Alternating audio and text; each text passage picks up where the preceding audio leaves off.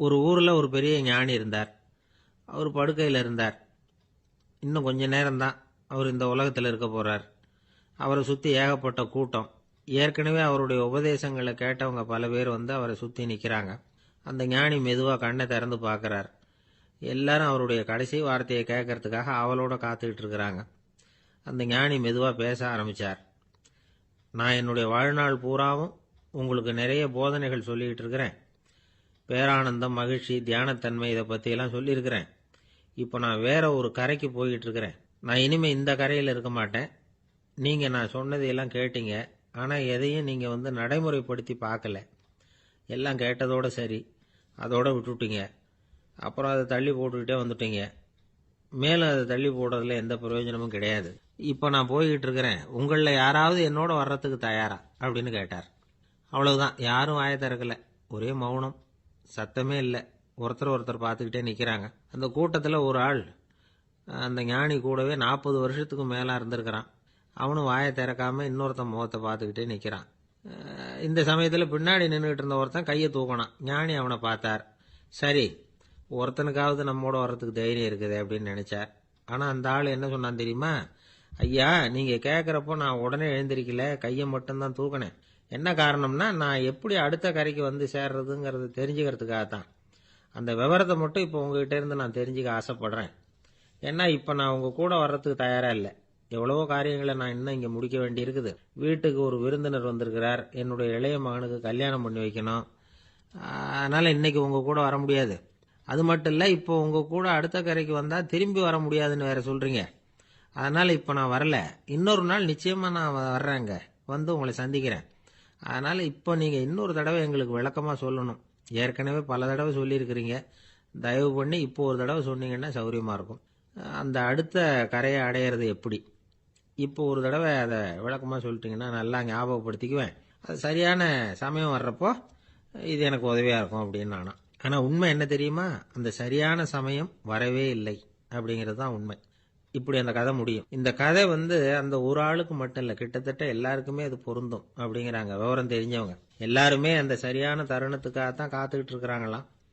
அதுக்காக ஜோசியம் பார்க்குறாங்க, கைரேகை பார்க்குறாங்க. நாளைக்கு என்ன நடக்குங்கிற ஆவலில் எல்லாரும் காத்துக்கிட்டு இருக்கிறாங்க. ஆனால் அந்த ஒரு நாள் ஒருபோதும் வரப்போகிறதில்ல. நீங்கள் தள்ளி போடுறதுக்காக பல அர்த்தமில்லாத காரணங்களை தேடுறீங்க அப்படிங்கிறார் ஒரு ஞானி. காத்திருக்கிறதுலேயே நம்ம காலம் ஓடி போயிடுது. ஏன்னா இன்னைக்கு நாம் சிந்திக்கிறது நாளைக்கு நாம் சிந்திக்கிறது இல்லை. ஒவ்வொரு நாளும் ஒவ்வொரு மாதிரி போயிடுது. நாளைக்கு மறுநாளை பற்றியே சிந்திக்கிறோம். இப்படியே அது பாட்டுக்கு போயிடும். கரையை தொட்டு பார்க்கறது எப்போ? இதுதான் கேள்வி. நமக்கு வேண்டியப்பட்ட ஒருத்தர் ஒரு ரயில்வே பிளாட்ஃபாரத்தில் நின்றுட்டு இருக்கிறார். அங்கே இருக்கிறவங்க கிட்ட கேட்குறாராம், விசாரிக்கிறார். ஏங்க கிழக்க போகிற ரயில் போயிட்டுதுங்களான்னாராம். போயிட்டுதுன்னு இருக்கிறாங்க. கொஞ்ச நேரம் கழிச்சு, ஏங்க மேற்க போகிற ரயில் போயிட்டுதுங்களான்னு கேட்டிருக்காரு. போயிட்டுதுங்களான் இருக்காங்க. அப்புறம் கொஞ்ச நேரம் கழிச்சு மறுபடியும் ஏங்க 10:30 மணி வண்டி போயிட்டுதான்னு கேட்டிருக்காரு. தொடர்ந்து காலையிலேருந்து சாயந்தரம் வரைக்கும் இப்படி ஒரே இடத்துல நின்றுட்டு கேட்டுக்கிட்டே இருக்கிறார். இதை பார்த்துக்கிட்டு இருந்த ஒருத்தர் அவர்கிட்ட வந்து, ஏங்க நீங்கள் எங்கே போகணும் அப்படின்னு கேட்டாராம். இவர் மெதுவாக சொன்னாராம், இந்த ரயில்வே லைனை தாண்டி அந்த பக்கம் போகணும் அப்படின்னாராம். ஒரு அம்மா தெருவில் உட்காந்து என்னத்தையோ தேடிட்டு இருக்கிறாங்க. அந்த அம்மா ஒரு சூஃபி ஞானி. அவங்க பேர் என்னன்னா ரபியா அல் அடாவியா. அந்த அம்மாவுக்கு கண் கூட தெளிவாக தெரியாது. அந்த பக்கமாக வந்த சில பேர் இவங்களுக்கு உதவி செய்யறதுக்காக வந்தாங்க. என்ன தேடிட்டு இருக்கிறீங்க அப்படின்னு கேட்டாங்க. இதுக்கு அந்த அம்மா, அந்த கேள்வி அவ்வளவு முக்கியத்துவம் இல்லை, நான் தேடிட்டு இருக்கிறேன், உங்களால் முடிஞ்சால் எனக்கு உதவி பண்ணலாம் அப்படின்னாங்களாம். உதவி செய்ய வந்தவங்களுக்கு ஆச்சரியம். எதை தேடுறோங்கிறது தெரியாமல் இப்படி ஏன் நேரத்தை செலவழிக்கிறீங்க? நாங்கள் எப்படி உங்களுக்கு உதவ முடியும்? எங்களுக்கு ஒன்றும் புரியலையே அப்படின்ட்டுருக்காங்க. சரி, உங்களை திருப்தி பண்ணுறதுக்காக சொல்கிறேன். ஒரு குண்டூசி தொலைஞ்சு போச்சு, அதை தேடுறேன் அப்படின்னாங்களாம் அந்த அம்மா. அதுக்கப்புறம் இவங்களும் சேர்ந்து தேட ஆரம்பிச்சிட்டாங்க. கொஞ்ச நேரம் ஆச்சு, ஒன்றும் கிடைக்கல. உதவி செய்ய வந்தவங்களும் அழுத்து போட்டாங்க. அப்புறம் கேட்டாங்க, பாருங்கம்மா, இது ரொம்பவும் பெரிய தெரு, அகலமான தெரு. அதனால் குறிப்பாக நீங்கள் எந்த இடத்துல அந்த குண்டூசியை தொலைச்சிங்க அதை சொல்ல முடியுமான்னாங்களாம். இதுக்கு அந்த அம்மா, நீங்கள் மறுபடியும் அர்த்தமில்லாத கேள்வியை கேட்குறீங்க, உங்கள் கேள்விக்கும் நான் தேடுறதுக்கும் என்ன சம்பந்தம்னாங்களாம். இதை கேட்டதும் அவங்க ஒரு மாதிரி ஆயிட்டாங்க. என்னம்மா நீங்கள் பைத்தியம் மாதிரி பேசுகிறீங்க அப்படின்னாங்களாம். சரி, உங்களை மறுபடியும் திருப்திப்படுத்துறதுக்காக சொல்கிறேன், அதை நான் எங்கள் வீட்டில் தொலைச்சுட்டேன் அப்படின்னாங்களாம். அப்புறம் எதுக்காக இங்கே வந்து தேடிட்டு இருக்கிறீங்க அப்படின்னு கேட்டிருக்காங்க. ஏன்னா இங்கே தான் வெளிச்சம் அதிகமாக இருக்குது, அங்கே வீட்டுக்குள்ளே இருட்டாக இருக்குது, அதனால் இங்கே வந்து தேடுறேன். வெளிச்சம் உள்ள இடத்துல தானே தேட முடியும் அப்படின்னாங்களாம் அந்த ஞானி. இந்த கதைக்கு என்ன அர்த்தங்கிறத பெரியவங்க சொல்கிறாங்க. அதாவது இந்த தேடுதல்ங்கிறது ஒரு வியாதி. அது நம்ம சதா அலைய வைக்கும், பைத்தியமாக மாற்றுறதுக்கு முயற்சி பண்ணோம்.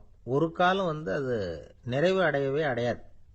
வாழ்வுங்கிறது ஒரு புரிந்து கொள்ள முடியாத சதா ஏங்கி கொண்டிருக்கிற ஒரு செயல். அதுக்கு ஆரம்பமும் இல்லை, முடிவும் கிடையாது. எதையோ தேடணும் அப்படிங்கிற உந்துதல் நமக்குள்ளே இருக்கும், ஆனால் குறிப்பாக எதை தேடிட்டு இருக்கிறோம் அப்படிங்கிறது புரியாது. அப்படி ஏதாவது ஒன்றை தேடி அடைஞ்சிடுறோம்னு வச்சுக்கோங்க, உடனே ஒரு அதிருப்தி வந்துடும். அதனால் வாழ்க்கைங்கிறது சலிப்பு நிறைந்தது அப்படிங்கிற எண்ணத்தை உண்டாக்கிக்கிறோம். ஒன்று அடைஞ்சதுக்கு அப்புறம் இன்னொன்று தேட ஆரம்பிச்சிருவோம். ஆக இந்த தேடல்ங்கிறது நாம் ஒன்று அடைஞ்சாலும் அடையாவிட்டாலும் தொடர்ந்து நடந்துக்கிட்டு தான் இருக்கும். இதுக்கு முடிவே கிடையாது. இந்த உண்மையை நாம் நல்லா புரிஞ்சுக்கணும் அப்படிங்கிறது பெரியவங்களுடைய கருத்து.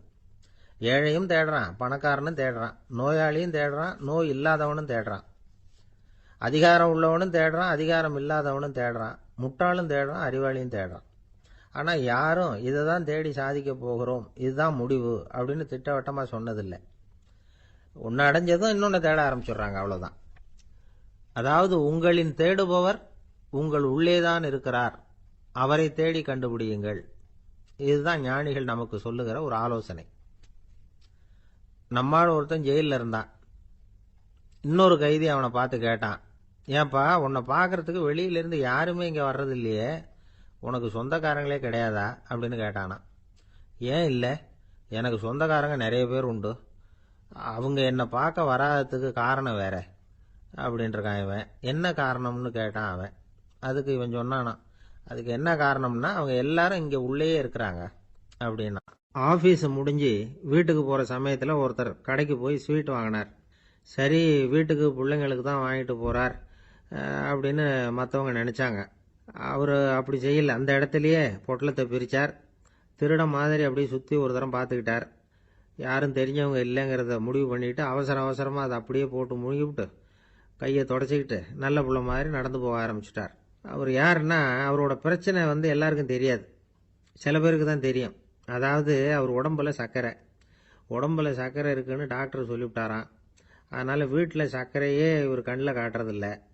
அதனால் இவர் யார் கண்ணிலையும் படாமல் இப்படிப்பட்ட வேலைகள்லாம் செய்கிறது வழக்கம். யாருக்கும் தெரியாமல் இப்படி ஸ்வீட்டை வாங்கி சாப்பிட்டுட்டு அவர் பாட்டுக்கு போயிடுறது. இப்படிப்பட்டவங்களுக்கெல்லாம் கொஞ்சம் ஆறுதலான தகவல் இன்னைக்கு.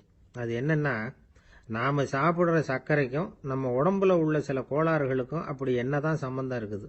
இதை பற்றி சமீபத்தில் சில ஆராய்ச்சிகள்லாம் நடந்திருக்குது. ஏன்னா சர்க்கரைன்னாவே விஷம் மாதிரி அதை பார்க்குறவங்களும் சில பேர் உண்டு. சின்ன பிள்ளைங்களுக்கு வயத்தில் பூச்சி உண்டாகிறதுலேருந்து பெரியவங்களுக்கு நீரிழிவு வர்ற வரைக்கும் எல்லாத்துக்கும் சர்க்கரை தான் காரணம்னு சொல்லிகிட்டு இருக்கிறோம். ஆனால் அந்த அளவுக்கு பயப்பட வேண்டிய அவசியம் இல்லை அப்படின்னு சொல்கிறாங்க.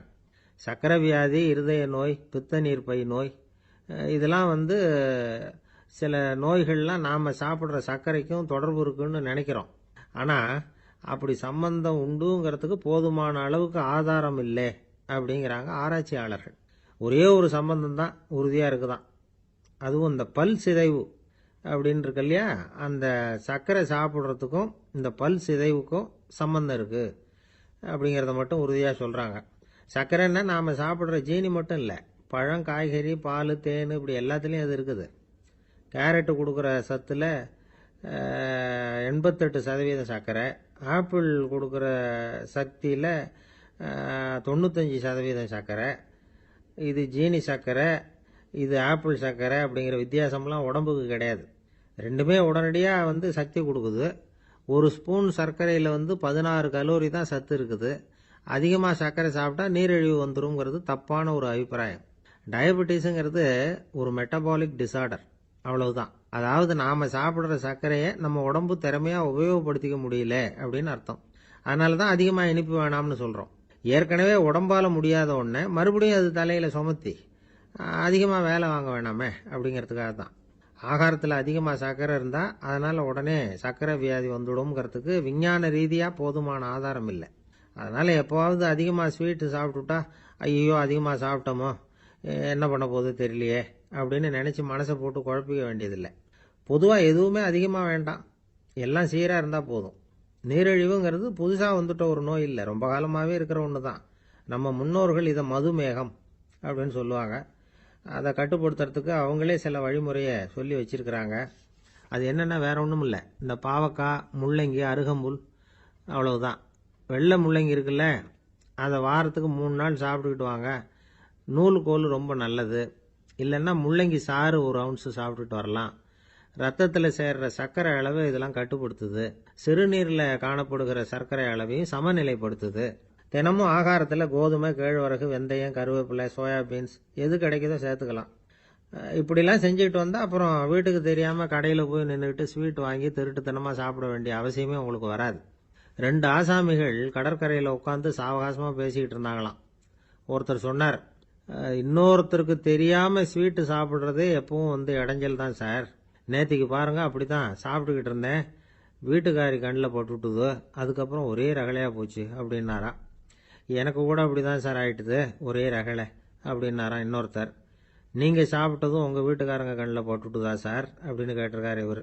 அதுக்கு அவர் சொன்னாராம், அப்படி இல்லை சார், கடைக்காரர் கண்ணில் போட்டுவிட்டுதோ, நான் அவருக்கு தெரியாமல் அந்த ஸ்வீட்டை அவர் கடையிலேருந்து எடுத்திருந்தேன் அப்படின்னு விளக்கம் கொடுத்தாராம் இந்த ஆள். ஒருத்தர் முகத்தை தொங்க போட்டுக்கிட்டு ஒரு மாதிரியாக வந்தார். என்ன விஷயம்னு விசாரித்தேன். என்னுடைய நண்பன் ஒருத்தங்கிட்ட கருத்து வேறுபாடு, இனிமேல் நமக்குள்ளே எந்த சம்மந்தமும் வேணாம்னு நட்பை முறிச்சிட்டு வந்துட்டேன்னா. நண்பர்கள்னு இருந்தால் கருத்து வேறுபாடு வரத்தான் செய்யும்னு. கருத்து வேறுபாடு வராமல் இருக்கிறதுக்கு ஏதாவது வழி உண்டா அப்படின்னு கேட்டாங்க. அதை பற்றி நிபுணர்கள் சில யோசனைகளை சொல்லியிருக்கிறாங்கன்னு. முதல் விஷயம் என்னென்னா, உங்கள் நண்பனுக்கு ஒரு செய்தி சொல்லணும்னா அதை நீங்களே நேரடியாக சொல்லுங்க, அல்லது உங்கள் கைப்பட கடிதம் எழுதுங்க. அதாவது நேரடி தொடர்பு முக்கியம். அதை விட்டுட்டு இன்னொருத்தர் மூலமாக நண்பர்களுக்கு செய்தி அனுப்புனா நீங்கள் சொல்கிற செய்தி அப்படியே போய் சேராது, அது சேதமாயிடும். அதை கூட்டி குறைச்சி சொல்லிவிடுவாங்க, அது குழப்பத்தில் கொண்டாந்து விட்டுரும். இது ஒரு யோசனை. 2வது யோசனை என்னன்னா, நீங்கள் ஒரு நல்ல காரியத்தை செய்யும் பொழுது உங்கள் நண்பரையும் சேர்த்துக்குங்க, அவருக்கும் அதில் ஒரு ஈடுபாட்டை உருவாக்குங்க. 3வது யோசனை, நம்ம பக்கத்தில் இருக்கிற நண்பர் மகிழ்ச்சி அடைகிற மாதிரி ஏதாவது செய்யணும். சின்ன சின்ன செயல்களாக இருந்தாலும் பரவாயில்ல, அவர் நமக்கு எதுவும் செய்யலையே, நாம் எதுக்கு செய்யணும் அப்படின்னு நினச்சிக்கிட்டு இருக்கக்கூடாது. 4வது யோசனை என்னென்னா, உங்களுக்கு ஒரு பிரச்சனையா அல்லது உங்கள் நண்பருக்கு ஒரு பிரச்சனையா, எதுவாக இருந்தாலும் 2 பேரும் சேர்ந்து உட்காந்து ஆலோசனை பண்ணுங்க. நம்ம யோசனையும் கேட்கப்படுதே அப்படிங்கிற நினைப்பே அவருக்கு ஒரு மன நிறைவை உண்டாக்குமா. 5வது யோசனை, உங்கள் நண்பர் ஏதோ ஒரு காரியத்தை செய்கிறார், நீங்கள் உடனே அவசரப்பட்டு நீ செய்கிறது தப்புன்னு தீர்ப்பு சொல்லக்கூடாது. அவர் அதை செய்யறதுக்கான நியாயங்கள் எவ்வளவோ இருக்கும், அதை புரிஞ்சுக்கிறதுக்கு முயற்சி பண்ணணும். 6வது யோசனை, உங்கள் நண்பர் என்ன சொன்னாலும் அதை பொறுமையாக கேளுங்க. அவர் சொல்கிறத புரிஞ்சுக்கணும், அவர் சொல்ல விரும்புகிறத புரிஞ்சுக்கணும், அவர் சொல்ல முடியாமல் தவிக்கிறதையும் புரிஞ்சுக்கணும். இப்படி 3 விதமாகவும் அவரை புரிஞ்சுக்கிட்டு அதுக்கு தகுந்த மாதிரி செயல்படணும். 7வது யோசனை என்னன்னா, உங்கள் நண்பர் உங்ககிட்ட ஏதோ ஒரு கருத்தை சொல்கிறார், அது உங்களுக்கு பிடிக்கல, அதுக்காக உடனே நீ சொல்கிறது சரியில்லை, நான் ஒத்துக்க மாட்டேன் அப்படின்லாம் மறுத்துக்கிட்டு இருக்கக்கூடாது.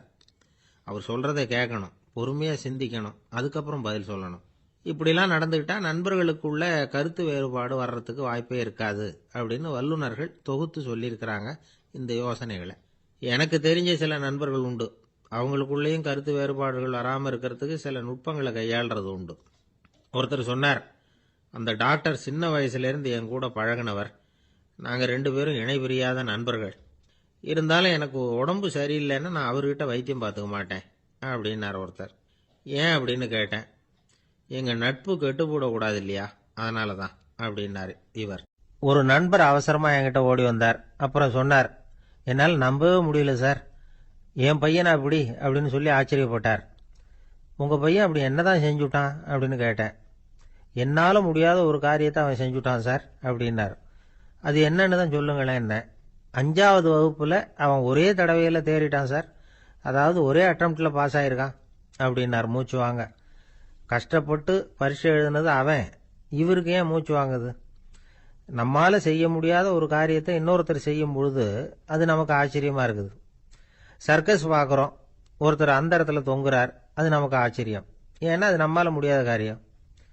நம்மால் முடியாத ஒன்றை அடுத்தவர் எளிதாக செய்யும் பொழுது நாம் மருள்வது இயற்கை. இதை தான் தொல்காப்பியம் மருட்கை அப்படின்னு சொல்லுது. இந்த வியப்பு இருக்குதே, இது 4 வகையில் ஏற்படுறதாக தொல்காப்பியம் சொல்லுது. அது என்ன 4 வகை? முதல் வகை எப்படின்னா, புதுமையான அரிய செயல்களை செய்யறது. 2வது வகை என்னன்னா, பெரும் செயல்களை செய்யறது. 3வது வகை என்னன்னா, மிக நுட்பமான செயல்களை செய்யறது. 4வது வகை என்னன்னா, ஆக்கம் தரும் செயல்களை செய்யறது. புதுமை, பெருமை, சிறுமை, ஆக்கமோடு மதினம் சாலா மருட்கை 4 அப்படிங்கிறது தொல்காப்பியம். இன்னைக்கு விஞ்ஞானம் புதுசு புதுசாக எதையோ கண்டுபிடிக்குது. ஆரம்பத்தில் அது ஆச்சரியமா இருக்கு, அப்புறம் அது நமக்கு பழகி போடுது. வானொலி பெட்டி புதுசாக வந்தப்போ ஒரு பெட்டி பேசுதுங்கிறது எவ்வளவு பெரிய ஆச்சரியம். இப்போ யாரும் அதை ஆச்சரியமா பார்க்கறதில்ல. மதினம் சாலா மருட்கை அப்படின்னு ஒரு சொற்றொடர் வருது பாருங்க, அதில் கருத்தாழம் உண்டு. எதை பற்றியும் போதுமான அளவு புரிந்து கொள்ளாத போது ஒருத்தர் ஆச்சரியப்படுறார். புரிந்து கொண்ட பிறகு ஆச்சரியம் மறைஞ்சு போடுது.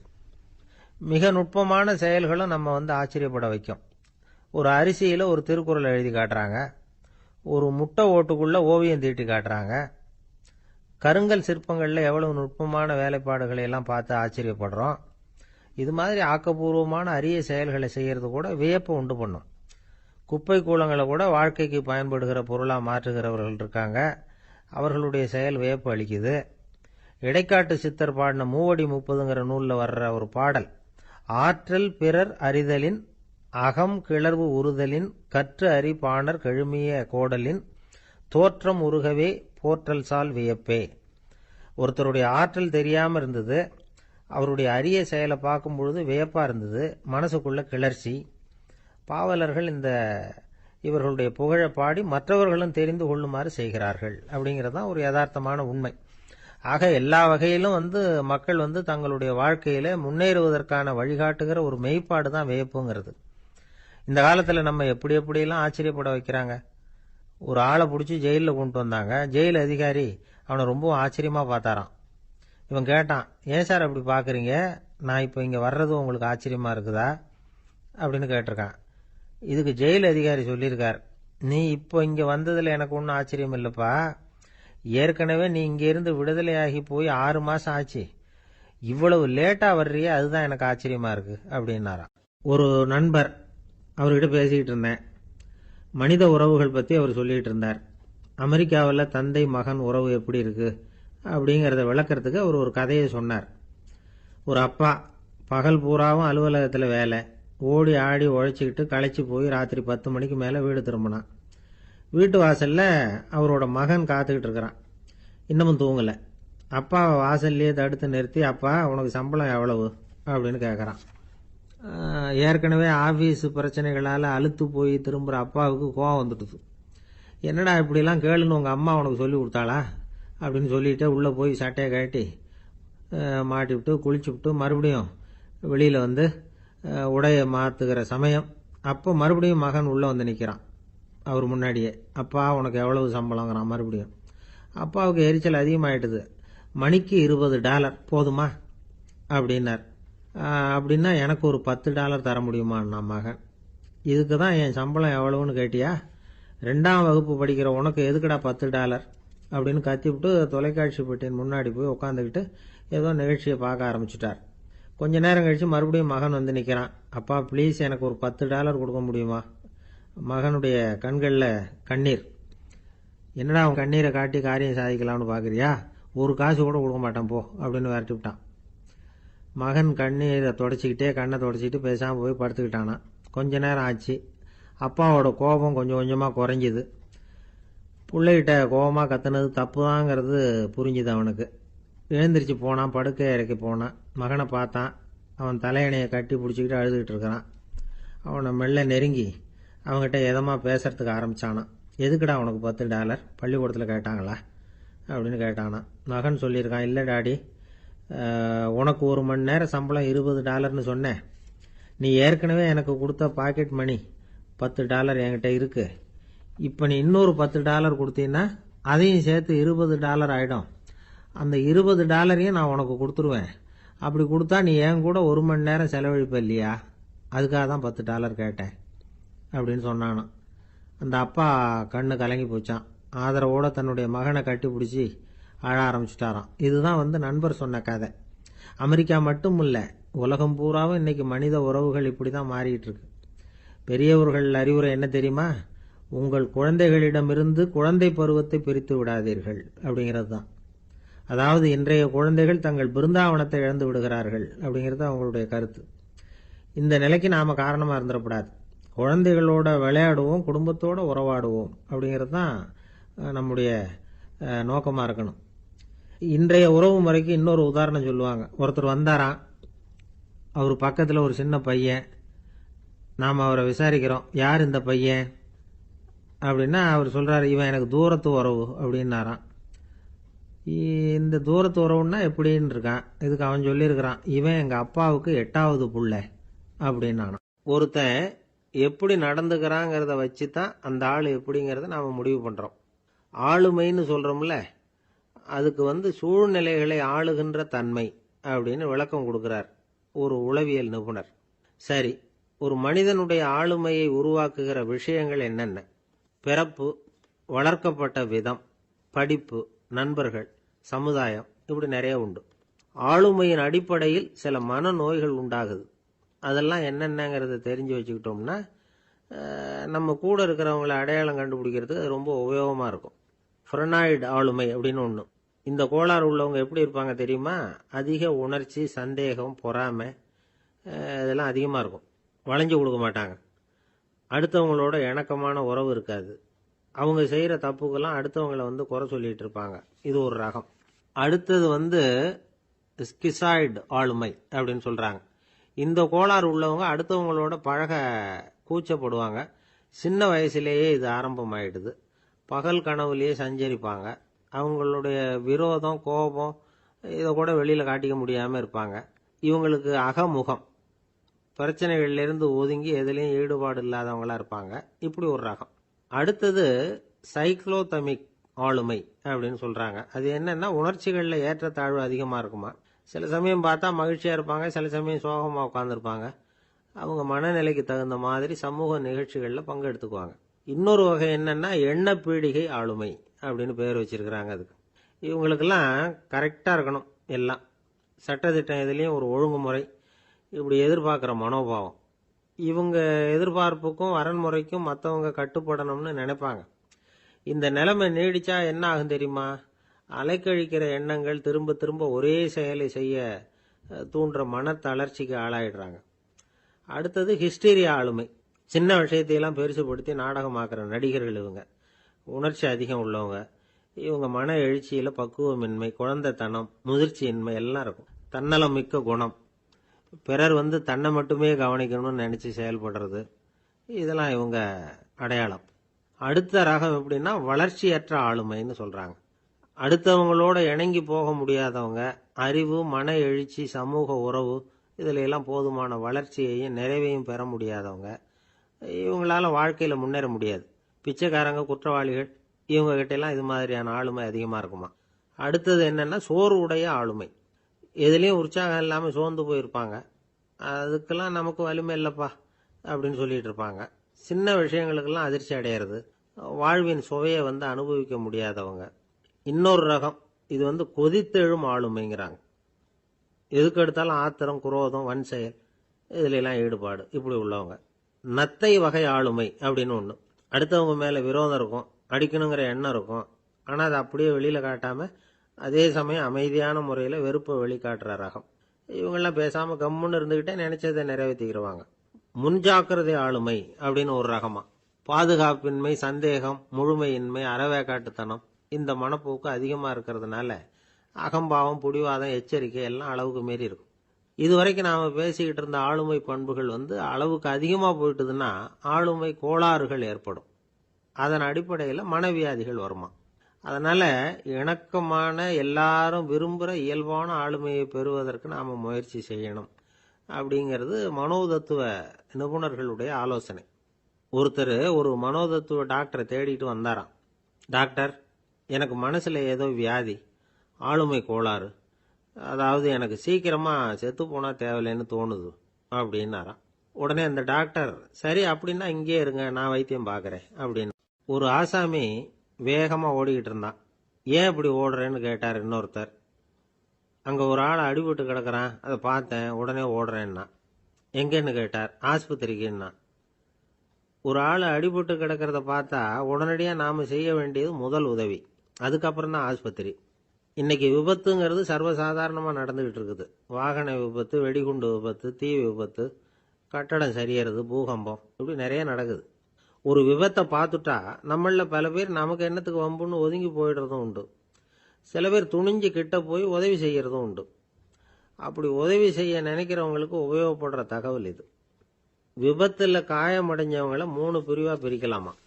முதல் வகை கொஞ்சம் சீரியஸ் ஆனது, உயிருக்கு உடனே ஆபத்து தரக்கூடியது. மூளை காயம், முகம், கழுத்து காயங்கள், இருதயம், நுரையீரல் காயங்கள், வயத்துல உள்ளுறுப்பு காயங்கள், அதிகப்படியான இரத்தப்போக்கு, இதனால எல்லாம் பாதிக்கப்பட்டிருந்தா அது முதல் வகை அப்படின்னு நாமளே மனசுக்குள்ள முடிவு பண்ணிக்கணும். இவங்களுக்கெல்லாம் உடனடியா முதல் உதவி கொடுக்கணும். தாமதப்படுத்தாம ஆஸ்பத்திரிக்கு கொண்டுகிட்டு போயிடணும். இப்படி கொஞ்சம் எச்சரிக்கையா நடந்துகிட்டா அவங்கள பல பேரை காப்பாத்தி போடலாம். 2வது வகை எப்படின்னா, முதல் உதவி விரைவா கிடைச்சா உயிர் பிழைக்கக்கூடிய மார்பு காயங்கள், கைகால் எலும்பு முறிவு, இடுப்பு முதுகெலும்பு காயம், சீரான இரத்த சேதம், இப்படிப்பட்டவங்களை 2வது வகையா பிரிக்கணும். ஆபத்து இல்லாத சிராய்ப்புகள், சிறு காயங்கள், இரத்த உறைவுகள், இதனால பாதிக்கப்படுறவங்க 3வது வகை. ஒருத்தர் தலையில அடிபட்டு நினைவு இழந்துட்டாருன்னு வச்சுங்க, அவருக்கு வாந்தி வர்றதுனால புறையேறி மூச்சு அடைப்பு உண்டாகும். இப்படி ஆகாம இருக்கிறதுக்காக தலையை ஒரு பக்கமா சாய்ச்சி வைக்கலாம். நாடி துடிப்பையும் இதய துடிப்பையும் தொட்டு பார்க்கணும். அது குறைஞ்சிருந்தாலும் சரி, நின்று இருந்தாலும் சரி, அவர் மார்பை நிமிஷத்துக்கு 80 தடவை உள்ளங்கையால அழுத்தி இதய துடிப்பை மீட்கிறதுக்கு உதவி பண்ணணும். கழுத்துல காயம்பட்டாலும் ஆபத்து அதிகம். கழுத்துக்கு அடியில் ஒரு துண்டை மடிச்சு வைக்கலாம். 2 பக்கமும் சின்ன தலையணை அல்லது துணி மடிப்புகளை வச்சு கழுத்தை அதிகமாக அசையாம பார்த்துக்கலாம். முதுகெலும்பு முறிஞ்சிருக்குமோ அப்படிங்கிற சந்தேகம் இருந்ததுன்னா அவரை அதிகமாக அசைய விடக்கூடாது. அதிகமாக அசைஞ்சா தண்டு இடத்துல பாதிப்பு ஏற்பட்டு கைகால் விளங்காம போயிடும். அவரை ஒரு கனமான போர்வை இல்லைன்னா பாயில படுக்க வச்சு 4 பேர் மெதுவாக தூக்கி மருத்துவ உதவிக்கு அனுப்பி வைக்கலாம். கையெலும்பு முறிஞ்சிருந்தா முறிஞ்ச பாகத்தை உடம்போட சேர்த்து அசையாம கட்டி போடலாம். கால் எலும்பு முறிஞ்சிருந்தா மற்ற காலோட சேர்த்து கட்டி போடலாம். முறிஞ்ச பாகம் தொங்காம பார்த்துக்கணும், அப்பதான் வீக்கம் உண்டாகாம இருக்கும். வெட்டு காயம், குண்டடிப்பட்ட காயம், இதுல எல்லாம் ரத்தப்போக்கு அதிகமா இருக்கும். ரத்தம் வெளியேற வெளியேற ஆபத்து அதிகம். சுத்தமான துணியை பல மடிப்புகளை மடிச்சு காயத்தின் மேல வச்சு அழுத்தமா ஒரு 10 நிமிஷம் பிடிச்சிக்கணும். ரத்தம் நின்ன உடனே காயத்துக்கு கட்டு போடலாம். சில சமயம் காயம்பட்ட பாகத்தை உயரமா தூக்கி பிடிச்சிக்கிட்டாதான் ரத்த கசிவு நிற்கும். இந்த விவரங்களை எல்லாம் கொஞ்சம் மனசுல வாங்கி வச்சுக்கிட்டோம்னா சமயத்துல உதவும். ஏன்னா இந்த காலத்துல விபத்து எந்த ரூபத்துல எப்போ வரும்னு யூகிக்கவே முடியல. நண்பர் ஒருத்தர் சொன்னார், நேத்திக்கு பாருங்க சார், என் கண்ணு முன்னாடியே ஒரு சின்ன விபத்து நடந்ததுன்னார். என்னன்னு விசாரிச்சோம். ஒரு பஸ்ல வந்துகிட்டு இருந்தேன். அந்த பஸ்ல பின்பக்கம் படி ஓரமா நின்றுகிட்டு இருந்த ஒருத்தர் ரோட்ல விழுந்துட்டார். டிரைவர் அதை கவனிக்கல, நிறுத்தாம அவர் பாட்டுக்கு போறாருனார். கண்டக்டர் உடனே விசில் கொடுத்து பஸ்ஸை நிறுத்த வேண்டியது தானே அப்படின்னோம். அதுதான் சார் முடியாம போச்சுன்னார் அவர். ஏன்னு கேட்டாங்க. தவறி கீழே விழுந்ததே அந்த கண்டக்டர் தான் சார் அப்படிங்கிறார். ஒரு சீன தேசத்து அரசர் இருந்தார். அவருக்கு வயசாயிட்டுது. அவருக்கு அடுத்தபடியா அவருடைய புள்ள பட்டத்துக்கு வரணும், ஆட்சி பொறுப்பை ஏத்துக்கணும். ஒரு நல்ல தலைவனுக்கு இருக்க வேண்டிய பண்புகள்லாம் தன்னுடைய மகனுக்கு இருக்கணும்னு விரும்பினார் அந்த அரசர். அதனால இளவரசனை பக்கத்துல இருந்த ஒரு குரு கிட்ட அனுப்புனார். இளவரசன் அவர்கிட்ட போய் சேர்ந்தான். அந்த குரு என்ன பண்ணார் தெரியுமா? இவனை பார்த்து சொன்னார், இதை பாருப்பா, நீ என்ன பண்ற, இப்பவே பக்கத்துல இருக்கிற காட்டுக்கு போ, நடு காட்டுல போய் ஒரு இடத்துல உட்காந்துக்கோ. அங்க என்னென்ன சத்தம்லாம் உன் காதுல விழுதுன்னு கவனிச்சு கேளு. உன் காதுல விழுந்த ஓசைகள் என்னென்னங்கிறத என்கிட்ட சொல்லு, அதுதான் எனக்கு தெரியணும், உனக்கு வேலையும் அதுதான் அப்படின்னு சொல்லி அனுப்பி வச்சுட்டார். இளவரசன் காட்டுக்கு போனான். குரு சொன்னபடியே ஒரு இடத்துல உட்காந்து கவனிச்சு கேட்டான். அதுக்கப்புறம் குரு கிட்ட திரும்பி வந்தான். என்னென்ன சத்தம்லாம் கேட்ட அப்படின்னு கேட்டார் குரு. குருவே, காட்டுல நான் பறவைகள் சத்தம்லாம் கேட்டேன், மிருகங்களின் ஓசையையும் கேட்டேன், இதை தவிர இடி, மின்னல், மழை, இதுகளோட சத்தத்தையும் கேட்டேன் அப்படின்னா. குரு யோசனை பண்ணார், நீ இன்னமும் சரியா கேட்கல, அதனால மறுபடியும் காட்டுக்கு போ, கொஞ்ச நாள் தங்கி இருந்து கேட்டுட்டு வா அப்படின்னார். இளவரசனுக்கு ஒன்றும் புரியல. இருந்தாலும் குருவின் கட்டளையாச்சே, மறுக்க முடியுமா? உடனே அவன் மறுபடியும் காட்டுக்கு போனான். ஒரு இடத்துல உட்காந்தான். கொஞ்ச நேரம் உன்னிப்பாக கவனித்து கேட்டான். சில நாள் கழித்து குரு கிட்ட திரும்பி வந்தான். குருவே, இந்த தடவை சில துல்லியமான சத்தங்களை எல்லாம் கேட்டான். தேனி பறக்கிற சத்தம், நீரோடையின் மெல்லிய ஓசை, இதெல்லாம் கேட்டேன்னா. குரு சிரிச்சார். நீ மறுபடியும் காட்டுக்கு போ, இன்னும் சில நாள் அங்கே இரு, முழுமையாக கவனமாக கேட்டுக்கிட்டு வா அப்படின்னு சொல்லி அனுப்பி வச்சுட்டார். இளவரசனுக்கு குழப்பம் அதிகமாயிட்டுது. ஒன்றுமே புரியல. மறுபடியும் காட்டுக்கு போனான். மௌனமாக ஒரு இடத்துல உட்காந்துட்டான். அப்படியே தியானத்தில் ஆழ்ந்துட்டான். சில நாளில் அவனுக்கு இதுவரை கேட்காத ஓசைகள்லாம் கேட்க ஆரம்பிச்சிட்டுது. இதைத்தான் நான் கேட்கணும்னு என்னுடைய குரு எதிர்பார்த்துருக்கிறாருங்கிறத புரிஞ்சுக்கிட்டான். உடனே குரு கிட்ட ஓடனான். குருவே, இந்த தடவை காதுகளுக்கு கேட்க முடியாத சில ஓசைகளை கூட என்னால் உணர முடிஞ்சுது. பூ மலருகிற ஓசை, சூரியனால பூமி சூடாகிறப்போ எழுகிற ஓசை, காலை பனித்துளியை இந்த புல்லெல்லாம் குடிக்கிற ஓசை, இது எல்லாம் என்னால் நல்லா கேட்க முடிஞ்சுது அப்படின்னா. குருவுக்கு இப்போதான் திருப்தி ஏற்பட்டுதான். இளவரசனை பார்த்து சொன்னார், இதை பாருப்பா, இப்போதான் நாட்டை ஆளுகிற தகுதி உனக்கு வந்திருக்குது அப்படின்னு சொல்லி அதுக்கு விளக்கமும் கொடுத்தாராம். எந்த அரசன் தன்னுடைய மக்களின் இதயம் பேசுகிற மௌன மொழியை, மௌன வார்த்தைகளை கேட்குறானோ அவன்தான் ஆள தகுதி உள்ளவன். எந்த அரசன் தன்னுடைய மக்களின் உணர்ச்சிகளை உண்மையாக உணர்றானோ அவன்தான் முதன்மையான அரசன். போலி வார்த்தைகளை மட்டும் கேட்டுட்டு பல மௌன ராகங்களை காதில் வாங்கிக்காதவன் அரசனே இல்லை. எந்த நாட்டில் எப்போ ஒரு அரசன் தன்னுடைய மக்களின் உணர்ச்சிகளை கேட்க மறுக்கிறானோ அன்னையிலிருந்தே அந்த நாடு அழிய தொடங்குது அப்படின்னு அர்த்தம். இதுதான் அந்த குரு இளவரசனுக்கு போதிச்சது. வாயால் பேசுறத மட்டும் கேட்டு ஏமாறக்கூடாது, உணர்ச்சிகளையும் கேட்கறதுல தான் மனப்பக்குவம் உண்டாகும். மக்கள் உணர்ச்சிகளை புரிந்து கொள்ளாத அரசர்கள் நீடிச்சிருக்க முடியாது. அது மாதிரி நாடுகளில் அடிக்கடி குழப்பம் தான் உண்டாகும். அப்படி இருந்தா அடிக்கடி ஆட்சி மாறிக்கிட்டு இருக்கும். அப்படிப்பட்ட ஒரு தேசம், அங்கே ஒரு சிறைச்சாலையில் 3 கைதிகள் பேசிக்கிட்டு இருந்தாங்க. ஒருத்தன் சொன்னான், நான் இந்த நாட்டு ராஜாவை எதிர்த்து பேசிக்கிட்டு இருந்தேன், அதனால் என்னை பிடிச்சி கொண்டாந்து இங்கே போட்டுட்டாங்க அப்படின்னா ஒருத்தன். இன்னொருத்தன் சொன்னான், நான் இந்த நாட்டு ராஜாவை ஆதரித்து பேசிக்கிட்டு இருந்தேன், அதனால் என்னை பிடிச்சி கொண்டாந்து இங்கே தள்ளிவிட்டாங்க அப்படின்னா. அது சரி, நீ என்ன தப்பு பண்ண அப்படின்னு சொல்லி 3வது ஆளை பார்த்து இவங்க கேட்டாங்க. அதுக்கு அந்த ஆள் சொல்கிறான், நான் தான் இந்த நாட்டு ராஜா அப்படின்னா. இந்த காலத்து புள்ள ஒருத்தன் தன்னோட அப்பாவை பார்த்து சொன்னான், அப்பா, நான் உனக்கு உதவி செய்யலாம்னு நினைக்கிறேன், என்ன உதவி செய்யணும்னு சொல்லு அப்படின்னா. நீ சும்மா இருந்தா அதுவே எனக்கு செய்கிற பெரிய உதவிடா அப்படின்னார் அப்பா. சும்மா இருக்கிறதும் ஒரு உதவி தான், அது மாதிரி மௌனமும் ஒரு சமூக சேவை தான் அப்படிங்கிறார் காஞ்சி பெரியவர். நமக்கு 5 புலன்கள் இருக்கு, மெய், வாய், கண், மூக்கு, செவி.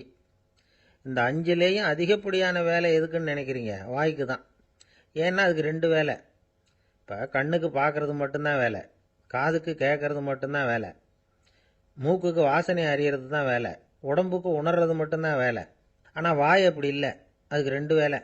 சாப்பிட்றதும் அதுதான், பேசுறதும் அதுதான். அதாவது வாய் ஒன்று தான் கர்மேந்திரியமாகவும் இருக்குது, ஞானேந்திரியமாகவும் இருக்குது அப்படின்னு சொல்லுவாங்க. சாப்பாட்டில் உட்காந்தா எந்தெந்த ஆகாரம் என்னென்ன ருசின்னு அறிவிக்கிற வேலையும் செய்யுது. சபையில் உட்காந்தா பாடுறது, பேசுறது, சிரிக்கிறது, இது மாதிரியான வேலையும் செய்யுது. இன்னொரு வித்தியாசம், கண்ணு, காது, மூக்கெல்லாம் ஸ்ட்ரெயின் பண்ணிக்கிட்டு வேலை செய்கிறதில்ல. ஒரு ரோஜா பூ பார்த்தா உடனே மூக்கு அப்படியும் இப்படியும் அசைய ஆரம்பிக்கிறதில்ல. ஒரு சங்கீதத்தை கேட்ட உடனே காது ஆட ஆரம்பிக்காது. ஆனால் வாய் அப்படி இல்லை, அது பேசினாலும் சரி சாப்பிட்டாலும் சரி அசைஞ்சு தான் ஆகணும்.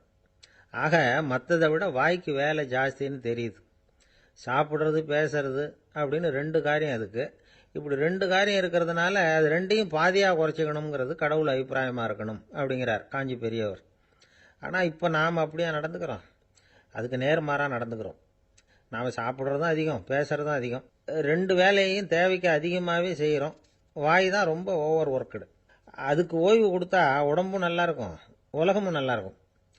மௌன விரதம் இருக்கிறதெல்லாம் எதுக்காக நினைக்கிறீங்க? இதுக்காக தான். இந்த காலத்தில் மௌனமாக இருக்கிறவங்கெல்லாம் மகத்தான தொண்டு செய்கிறாங்க அப்படின்னு தான் சொல்லணும். சத்தம் அதிகமாக போய் தான் சவுண்டு பொல்யூஷன் வருது. அது மட்டும் இல்லை, மௌனமாக இருந்தால் சண்டை சச்சரவே வராது. மௌனம் கலக நாஸ்தி. ஆக இதுவும் ஒரு சமூக சேவை தான். நமக்கு தான் வாய் இருக்குதுங்கிறதுக்காக வசமாக சாப்பிட்றதும் தப்பு, வளவளன்னு பேசுறதும் தப்பு. ஒரு கருத்தை சொல்கிறதுக்கு ஒரே ஒரு சொல்லு போதும் அப்படின்னு இருக்கும்பொழுது 2 சொற்களை செலவு பண்ணாதே. எவ்வளவு சொன்னாலும் அதனால் ஒரு பயனும் விளையாது அப்படின்னு தெரிய வருமேயானால் அந்த ஒரு சொல்லையும் விரயம் பண்ணாதே அப்படிங்கிறார் ஒரு அறிஞர். எல்லா குணங்கள்லேயும் மௌனம்தான் சிறந்தது அப்படிங்கிறார் ஒருத்தர். மௌனமா இருக்கிறது மூலமா மற்றவர்கள் குறைகளை நம்மால தெரிஞ்சுக்க முடியும். அதே சமயத்தில் நம்ம கிட்ட இருக்கிற குறைகளை மற்றவங்களுக்கு தெரியாம மறைச்சிக்கவும் முடியுங்கிறார் அவர். உண்மைதானே. ஒரு பெரிய மேடை பேச்சாளர், பொது வாழ்க்கையில் 25 வருஷ காலமாக ஈடுபட்டிருக்கிறவர். அவர் மனைவி ஒரு நாள் சொன்னாங்க, எங்கள் வீட்டுக்காரர் 25 வருஷ காலமாக பொது வாழ்வில் ஈடுபட்டிருந்தா கூட இந்த மாதம் 10ஆம் தேதியிலிருந்து தான் மக்களுக்கு சேவை செய்ய ஆரம்பிச்சிருக்கார் அப்படின்னாங்க ரொம்ப பெருமையாக. 10ஆம் தேதிக்கு அப்படி என்ன விசேஷம் அப்படின்னு கேட்டோம். அன்னையிலேருந்து தான் அவர் மேடையில் பேசுகிறத நிறுத்தினார் அப்படின்னாங்க அந்த அம்மா. ஒரு மனுஷனுக்கு 3 விதத்தில் கர்வம் உண்டாகிறதுக்கு வாய்ப்பு உண்டு. பணம், பதவி, புகழ். பணம் அதிகமாக வந்தால் கர்வம் வரலாம். பதவி பெருசாக வந்துட்டுதுன்னா கர்வம் வரலாம். புகழ் அதிகமாக போனாலும் கர்வம் வரலாம். இந்த 3 வகையான கர்வத்துக்கும் இடம் கொடுக்காம இருக்கிறாங்க பாருங்க, அவங்க தான் சிறந்த மனிதர்கள். ஒரு பெரிய பொறுப்பில் இருக்கிறவங்களுக்கு கர்வம் வந்துடக்கூடாது. அப்படி வந்துட்டுதுன்னா அது எல்லாருக்கும் இடைஞ்சல். ஒரு ராஜா இருந்தார். அவர் ஒரு நாள் தன்னுடைய தலைநகரத்தை சுற்றி வந்துக்கிட்டு இருந்தார். ஒரு இடத்துல ஒரு அழகான நிலத்தை பார்த்தார். ஆஹா, இந்த இடத்துல நமக்குன்னு ஒரு மாளிகையை கட்டினா எவ்வளோ நல்லா இருக்கும் அப்படின்னு நினைச்சார். ராஜா நினைச்சா அது முடியாத காரியமா? சரி, இந்த நிலம் யாருக்கு சொந்தம்னு விசாரிங்க அப்படின்னார் பக்கத்தில் இருந்தவங்க கிட்ட. அவங்கெல்லாம் ஓடி போய் விசாரிச்சாங்க.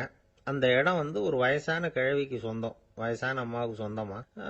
அந்த அம்மா தான் அதில் ஒரு குடிசையை போட்டு குடியிருந்துட்டு இருக்கிறாங்க. சரி, அந்த நிலத்துக்கு ஒரு விலையை நிர்ணயம் பண்ணி அதை அந்த வயசான அம்மா கிட்ட கொடுத்துருங்கோ அப்படின்னு உத்தரவு போட்டார் ராஜா. ஆனால் அந்த அம்மா, இது எங்கள் பூர்வீக இடம், இதை விற்க மாட்டேன் அப்படின்னு சொல்லிவிட்டுது. சரி, 2 பங்கு விலை கொடுக்குறோம்னு சொல்லி பாருங்க அப்படின்னாங்க. அப்படியே சொன்னாங்க அரண்மனை ஆட்கள். அதுக்கும் சம்மதிக்கலை அந்த அம்மா. இதை கேள்விப்பட்டதும் ராஜாவுக்கு கோபம் வந்துட்டுது. தன்னுடைய ஆளுங்களை கூப்பிட்டார்.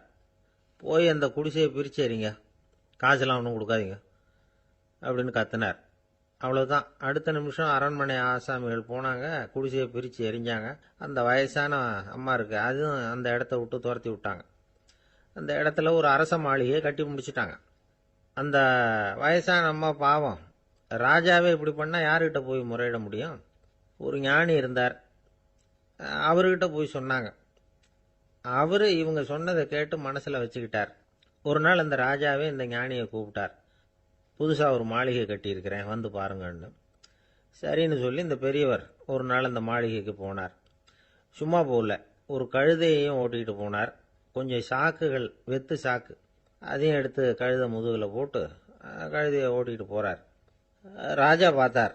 அவருக்கு இது ஆச்சரியமாக இருந்தது. என்ன இது, மாளிகைக்கு வந்துட்டு போங்கன்னு கூப்பிட்டா கழுதை, சாக்கு இதெல்லாம் கொண்டு வராரே, ஒன்றும் புரியலையேன்னு நினைச்சார். எதுக்காக இதெல்லாம்னு கேட்டார். அரசருடைய தோட்டத்திலிருந்து கொஞ்சம் மண் எடுத்துகிட்டு போகிறதுக்கு ஆசைப்படுறேன், அதுக்கு நீங்கள் அனுமதி கொடுக்கணும் அப்படின்னாரு இவர். இது என்ன வேடிக்கையான கோரிக்கையாக இருக்குது அப்படின்னு நினைச்சார் ராஜா. இருந்தாலும் மண்ணு தானே கேட்குறாரு, எடுத்துகிட்டு போகட்டுமே அப்படின்னு நினைச்சார். சரின்னு அனுமதி கொடுத்தார். அந்த பெரியவர் தோட்டத்துக்கு போனார், மண்ணை வெட்டினார், சாக்கில் போட்டு நிரப்புனார். ராஜாவை கொஞ்சம் கிட்ட வாங்கன்னு கூப்பிட்டார். இந்த மண் மூட்டையை தூக்கி கழுதையோட முதுகில் வைக்கணும், கொஞ்சம் உதவி பண்ணுங்கன்னார். ஓ, பண்ணுறேனே அப்படின்னு சொல்லி ராஜா கிட்ட போனார். மூட்டையை தூக்கி பார்க்குறாரு, முடியல, திணறி போயிட்டார். இப்போ அந்த ஞானி பேசினாராம். அரசே, இந்த ஒரு சாக்கு மண்ணையே உங்களால் தூக்க முடியல, அந்த கிழவிகிட்ட இருந்து அந்த அக்கிரமமாக அபகரித்த இந்த தோட்டம் பூராவையும் சுமக்கணும்னு ஆசைப்படுறீங்களே, அது உங்களால் முடியுமா அப்படின்னு கேட்டாராம். ராஜா யோசனை பண்ண ஆரம்பித்தார். தன்னுடைய செயலுக்காக வருத்தப்பட்டாராம். அந்த வயசான அம்மாவை உடனடியாக வரவழைச்சார். தாயே, தப்பு பண்ணிட்டேன், என்னை மன்னிச்சுக்குங்க, இன்னையிலேருந்து இந்த மாளிகையும் தோட்டமும் உங்களுக்கு தான் சொந்தம் அப்படின்னு சொல்லிவிட்டாராம்.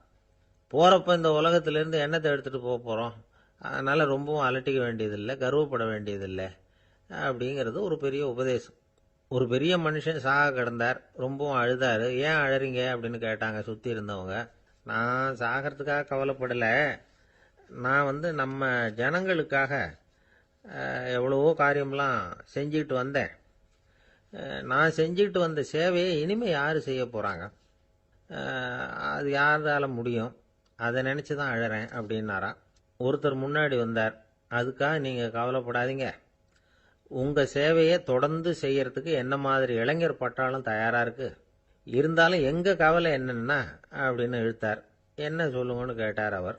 நீங்கள் இதுவரைக்கும் என்ன சேவை செஞ்சுக்கிட்டு வந்தீங்க, அதுதான் எங்களுக்கு இன்னமும் புரியாத புதிரா இருக்கு அப்படின்னாராம் அவர்.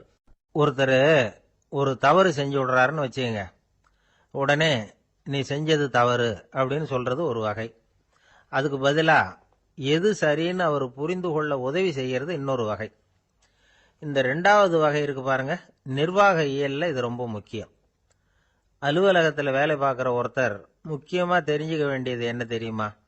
சக ஊழியர்கள் கிட்ட எப்படி பழகணும், மேலதிகாரிகள் கிட்ட எப்படி பழகணும், தனக்கு கீழே வேலை செய்கிறவங்க கிட்ட எப்படி பழகணும், வாடிக்கையாளர்கள் கிட்ட எப்படி பழகணும், இவங்க எல்லார்கிட்டையும் செம்மையான உறவை ஏற்படுத்திக்கிறது எப்படி, இதையெல்லாம் சொல்லிக் கொடுக்குற பாடம் தான் இன்டர் பர்சனல் ஸ்கில், திறமையான உறவு அப்படிங்கிறது. எந்த வேலையில் இருந்தாலும் சரி, இந்த உறவுகளை வளர்க்கும் திறன் உள்ளவங்க சீக்கிரம் முன்னுக்கு வந்துடுறாங்க. மற்றவங்க கிட்ட உறவை பலப்படுத்திக்கிறது எப்படி அப்படின்னு தெரிஞ்சுக்கிட்டோம்னா எந்த ஒரு தடையையும் சுலபமாக தாண்டி செய்கிற தொழிலில் முன்னுக்கு வந்துடலாம். ஹார்வர்டு பல்கலைக்கழகத்தில் ஒரு கணக்கெடுப்பு பண்ணி பார்த்தாங்களாம். பார்க்கிற வேலையில் எது மாதிரி குணாதிசயம் உள்ளவங்க வேகமாக முன்னுக்கு வர்றாங்க அப்படின்னு தெரிஞ்சுக்கிறதுக்காக இந்த கணக்கெடுப்பு. வெவ்வேறு துறையில் வேகமாக முன்னுக்கு வந்திருக்கிற பல பேரை சந்தித்து இந்த சர்வேயை நடத்தியிருக்கிறாங்க. அவங்க கண்டுபிடிச்சி சொல்லியிருக்கிற உண்மை என்ன தெரியுமா? ஒருத்தர் ஒரு வேலையில் இருந்தால் அது சம்பந்தப்பட்ட சப்ஜெக்ட் பற்றிய அறிவு 35% இருந்தால் போதுமா. ஆனால் உறவுகளை வளர்க்கக்கூடிய திறன், இன்டர் பர்சனல் ஸ்கில்லு 65% வேணும். இப்படி உள்ளவங்க சீக்கிரம் முன்னுக்கு வந்துடுறாங்களாம். அதனால் ஒருத்தருக்கு வேலை சரியாக புரியலைன்னா கூட விவரமாக மற்றவங்க கிட்ட பழகிறது எப்படின்னு புரிஞ்சால் போதும், அவர் முன்னுக்கு வந்துடலாம். அலுவலகங்களில் மட்டும் இல்லை, எல்லா இடங்கள்லையும் இது ரொம்ப முக்கியம். வீட்டுக்குள்ளேயும் இது ரொம்ப முக்கியம், வீட்டுக்கு வெளியேயும் இது முக்கியம். அடுத்தவங்க கிட்ட பழகிறது எப்படிங்கிறத தெரிஞ்சுக்காதவன் வாழ்க்கையில் முன்னேற முடியாது. இன்னைக்கு ஆயுதங்களால் காயப்படுத்தி கொள்ளுகிறவர்களை விட வார்த்தைகளால் காயப்படுத்தி கொள்ளுகிறவர்கள் தான் அதிகம். பெரியவங்க என்ன சொல்றாங்க தெரியுமா? நீங்க இந்த பூமியில பிறந்ததன் அர்த்தம் பூர்த்தி ஆகணும்னா அடுத்தவங்களுக்கு உதவி பண்ணுங்க. அடுத்தவங்களுக்கு உதவி செய்ய முடியாவிட்டால் கூட பரவாயில்லை, ஆனால் யாரையும் புண்படுத்தி விடாதீங்க அப்படின்னு சொல்றாங்க. எனக்கு தெரிஞ்ச ஒருத்தர் ஒரு அலுவலகத்தில் வேலை பார்க்குறார். அவர் சொல்லுவார், எனக்கு இந்த இன்டர் பர்சனல் ஸ்கில் ரொம்ப அதிகம் சார். சக ஊழியர்கள்கிட்ட ரொம்ப சுமூகமாக நடந்துக்குவேன். என் கூட வேலை பார்க்குற ஒருத்தருக்கு ஏதாவது ஒரு கஷ்டம்னா அந்த சமயத்தில் அவர் செய்ய வேண்டிய வேலையை நான் செஞ்சிருவேன் சார் அப்படிம்பார். நான் அவர்கிட்ட சமீபத்தில் அப்படி ஏதாவது செஞ்சுருக்கீங்களா அப்படின்னு கேட்டேன். செஞ்சுருக்கேன் சார். போன வாரம் புதன்கிழமை ஆஃபீஸில் என் பக்கத்து சீட்டுக்காரருக்கு வயிற்று வலி. உடனே நான் மெடிக்கல் லீவ் போட்டுட்டு எங்கள் வீட்டுக்கு போயிட்டேன் சார் அப்படின்னா. ஒரு ஊரில் ஒரு கோயில் இருந்தது. ரொம்ப பழைய கோயில். உள்ளே போகிறதுக்கே பயமாக இருக்கும். எந்த நேரத்தில் இடிஞ்சு விழுந்துருமோ அப்படிங்கிற பயம். அப்படி இருந்ததுனால யாரும் துணிஞ்சு சாமி கும்பிடுறதுக்கு அங்கே போகிறதில்ல. கோயிலுக்கு வர்ற கூட்டம் கொஞ்சம் கொஞ்சமாக குறைய ஆரம்பிச்சுட்டுது. கோயில் நிர்வாகிகள் எல்லாரும் கூடி உட்காந்து பேசினாங்க. என்ன பண்ணலாம்னு யோசனை பண்ணாங்க. எந்த இடம் மோசமாக இருக்கோ அந்த இடத்த பழுது பார்த்தாங்க. அங்கே எங்கே வர்ணத்தை பூசி கொஞ்சம் அழகுபடுத்தி பார்த்தாங்க. ஏதோ இந்த ஊரில் கோயில்னு ஒன்று இருக்கு, அது மக்களுக்கு தெரியணும் அப்படிங்கிறதுக்காகத்தான் இப்படிலாம் பண்ணாங்க. இருந்தாலும் கோவில் இருக்கிற நிலைமை மக்களுக்கு தெரியும். அதனால் அங்கே வர்றது குறைச்சிக்கிட்டாங்க அவங்க. ஒரு கட்டத்தில் யாருமே வர்றதில்லை. நிலைமை அந்த அளவுக்கு ஆயிட்டுது. மறுபடியும் கோவில் நிர்வாகிகள் கூட்டம் நடந்தது. இந்த கூட்டம் கூட கோயிலுக்கு உள்ளே நடக்கலை, இடிஞ்சு விழுந்துருமோங்கிற பயம். அதனால வெளியில தான் உட்காந்து கூட்டத்தை நடத்தினாங்க. ஏன்னா உள்ள போறதுக்கு அவங்களுக்கும் துணிச்சல் கிடையாது. எந்த நேரமும் விழுந்துரும் போல இருந்தது அது. அது வழியா போறவங்க கூட வேகமா அந்த இடத்த கடந்து போக ஆரம்பிச்சிட்டாங்க. கோவில் நிர்வாகிகள் வெளியில உட்காந்து கூட்டம் போட்டாங்க இல்லையா, அந்த கூட்டத்துல 4 தீர்மானங்களை நிறைவேற்றினாங்க. அது என்ன 4 தீர்மானம்னா, முதல் தீர்மானம், இந்த கோவிலை இடிப்பது அப்படிங்கிற முடிவை இந்த கமிட்டி மிகவும் வருத்தத்துடன் ஏற்றுக்கொள்ளுகிறது அப்படின்னு நிறைவேற்றினாங்க.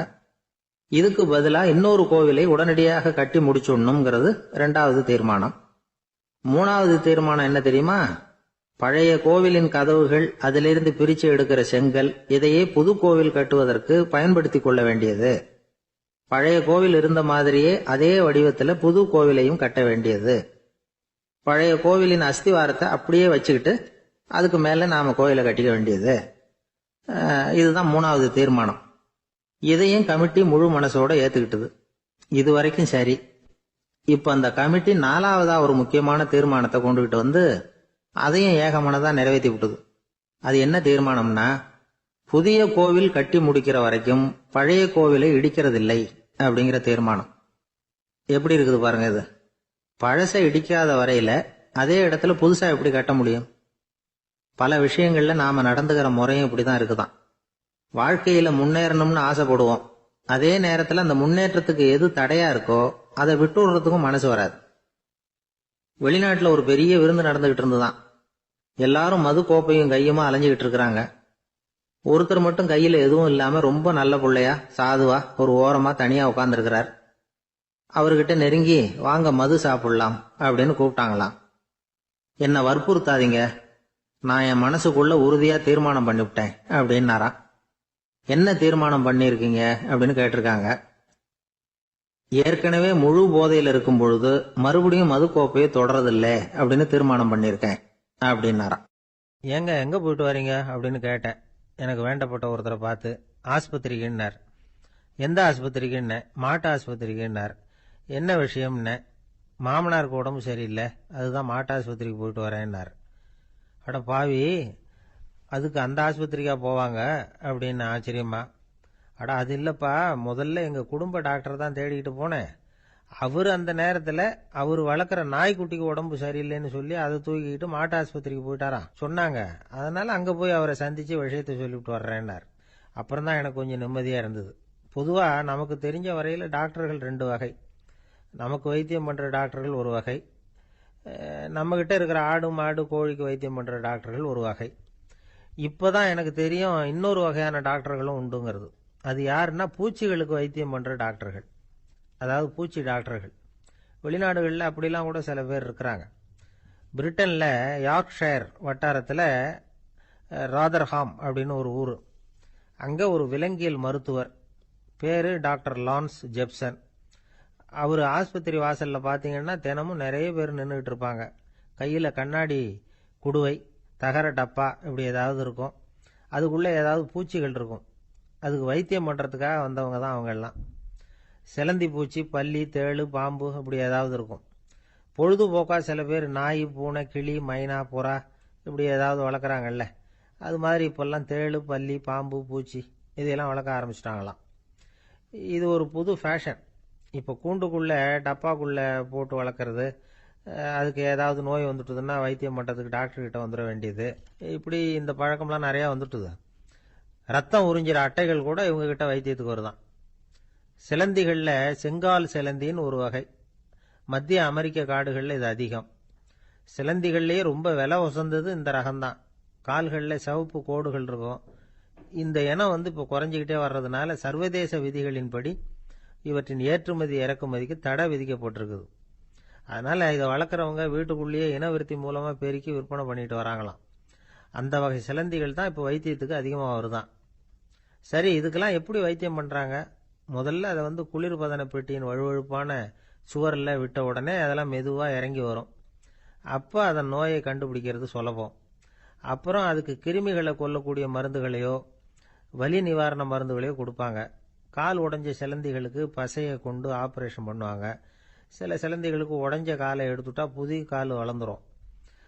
சிலந்திகளை மனிதர்கள் கையில் எடுக்கிறப்போ அது பயந்து போய் கீழே குதிக்குது. அதனால் கால் உடஞ்சி விடுது, இல்லைன்னா வயிறு சேதமடையுது. அந்த நிலைமையில் வர்ற சிலந்திகளுக்கு மயக்க மருந்து கொடுத்து ஆப்ரேஷன்லாம் கூட பண்ணுறாங்களாம். பார்த்தீங்களா பூச்சிகளுக்கு வந்த வாழ்வே. நம்ம ஊர்லேயும் வீடுகளில் பூச்சிகள் வளர்க்குறது உண்டு. ஒருத்தர் வந்தார், எனக்கு 3000 கரப்பாம்பூச்சி அவசரமாக தேவைப்படுது, எங்கே கிடைக்கும்னு கேட்டார். கரப்பாம்பூச்சியா, அது என்னத்துக்குன்னு கேட்டோம். அது வேற ஒன்றும் இல்லை, நான் குடியிருக்கிற வாடகை வீட்டை காலி பண்ண போகிறேன்.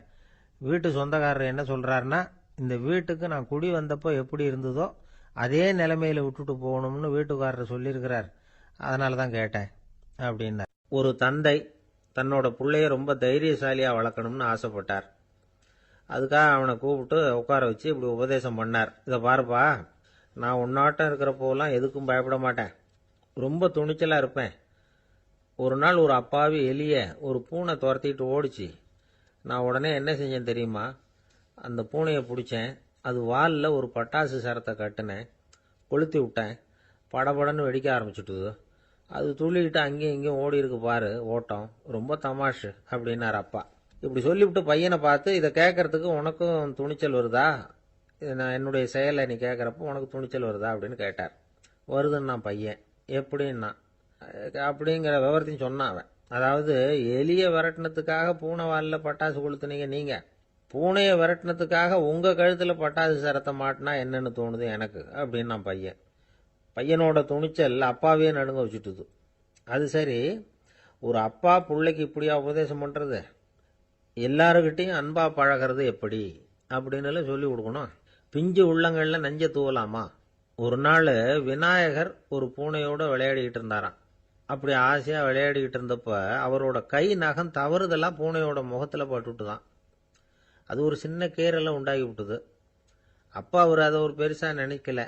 கொஞ்ச நேரத்துக்கு அப்புறம் விநாயகர் வீட்டுக்கு வந்தார்.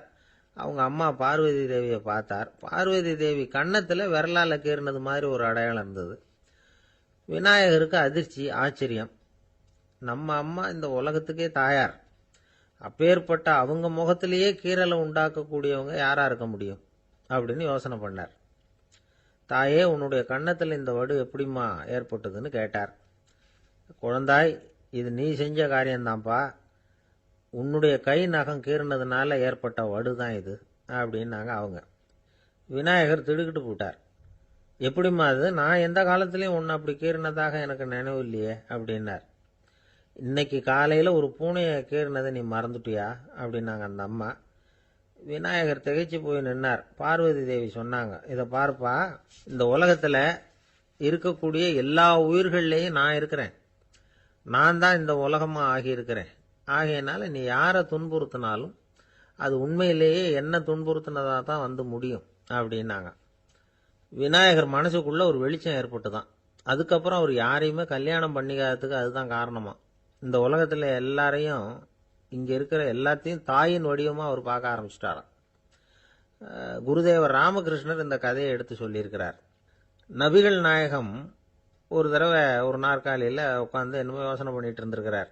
அப்போ அவரோட உடையில ஒரு கீழ்ப்பகுதி தரையில் படிஞ்சு கிடந்திருக்குது. அங்கே விளையாடிக்கிட்டு இருந்த ஒரு பூனை அது மேலே வந்து படுத்து தூங்கி போச்சு. தொழுகை செய்ய வேண்டிய நேரம் வந்துட்டது. நபிகள் நாயகம் எழுந்திருக்க பார்த்தார். அப்போதான் பூனை தன்னோட உடை மேலே படுத்து தூங்கிட்டு இருக்கிறது கண்ணில் படுது. பூனையோட தூக்கத்தை கலைக்க விரும்பல அவர். தன்னுடைய சகோதரியை கூப்பிட்டார். ஒரு கத்திரிக்கோள் எடுத்துட்டு வர சொன்னார். பூனை படுத்திருந்த உடை பகுதி மட்டும் இருக்குல்ல, அதை மட்டும் அதோட கத்திரிச்சு விட்டுட்டு அதுக்கப்புறம் அவர் எழுந்திரிச்சு தொழுகைக்கு போனாராம்.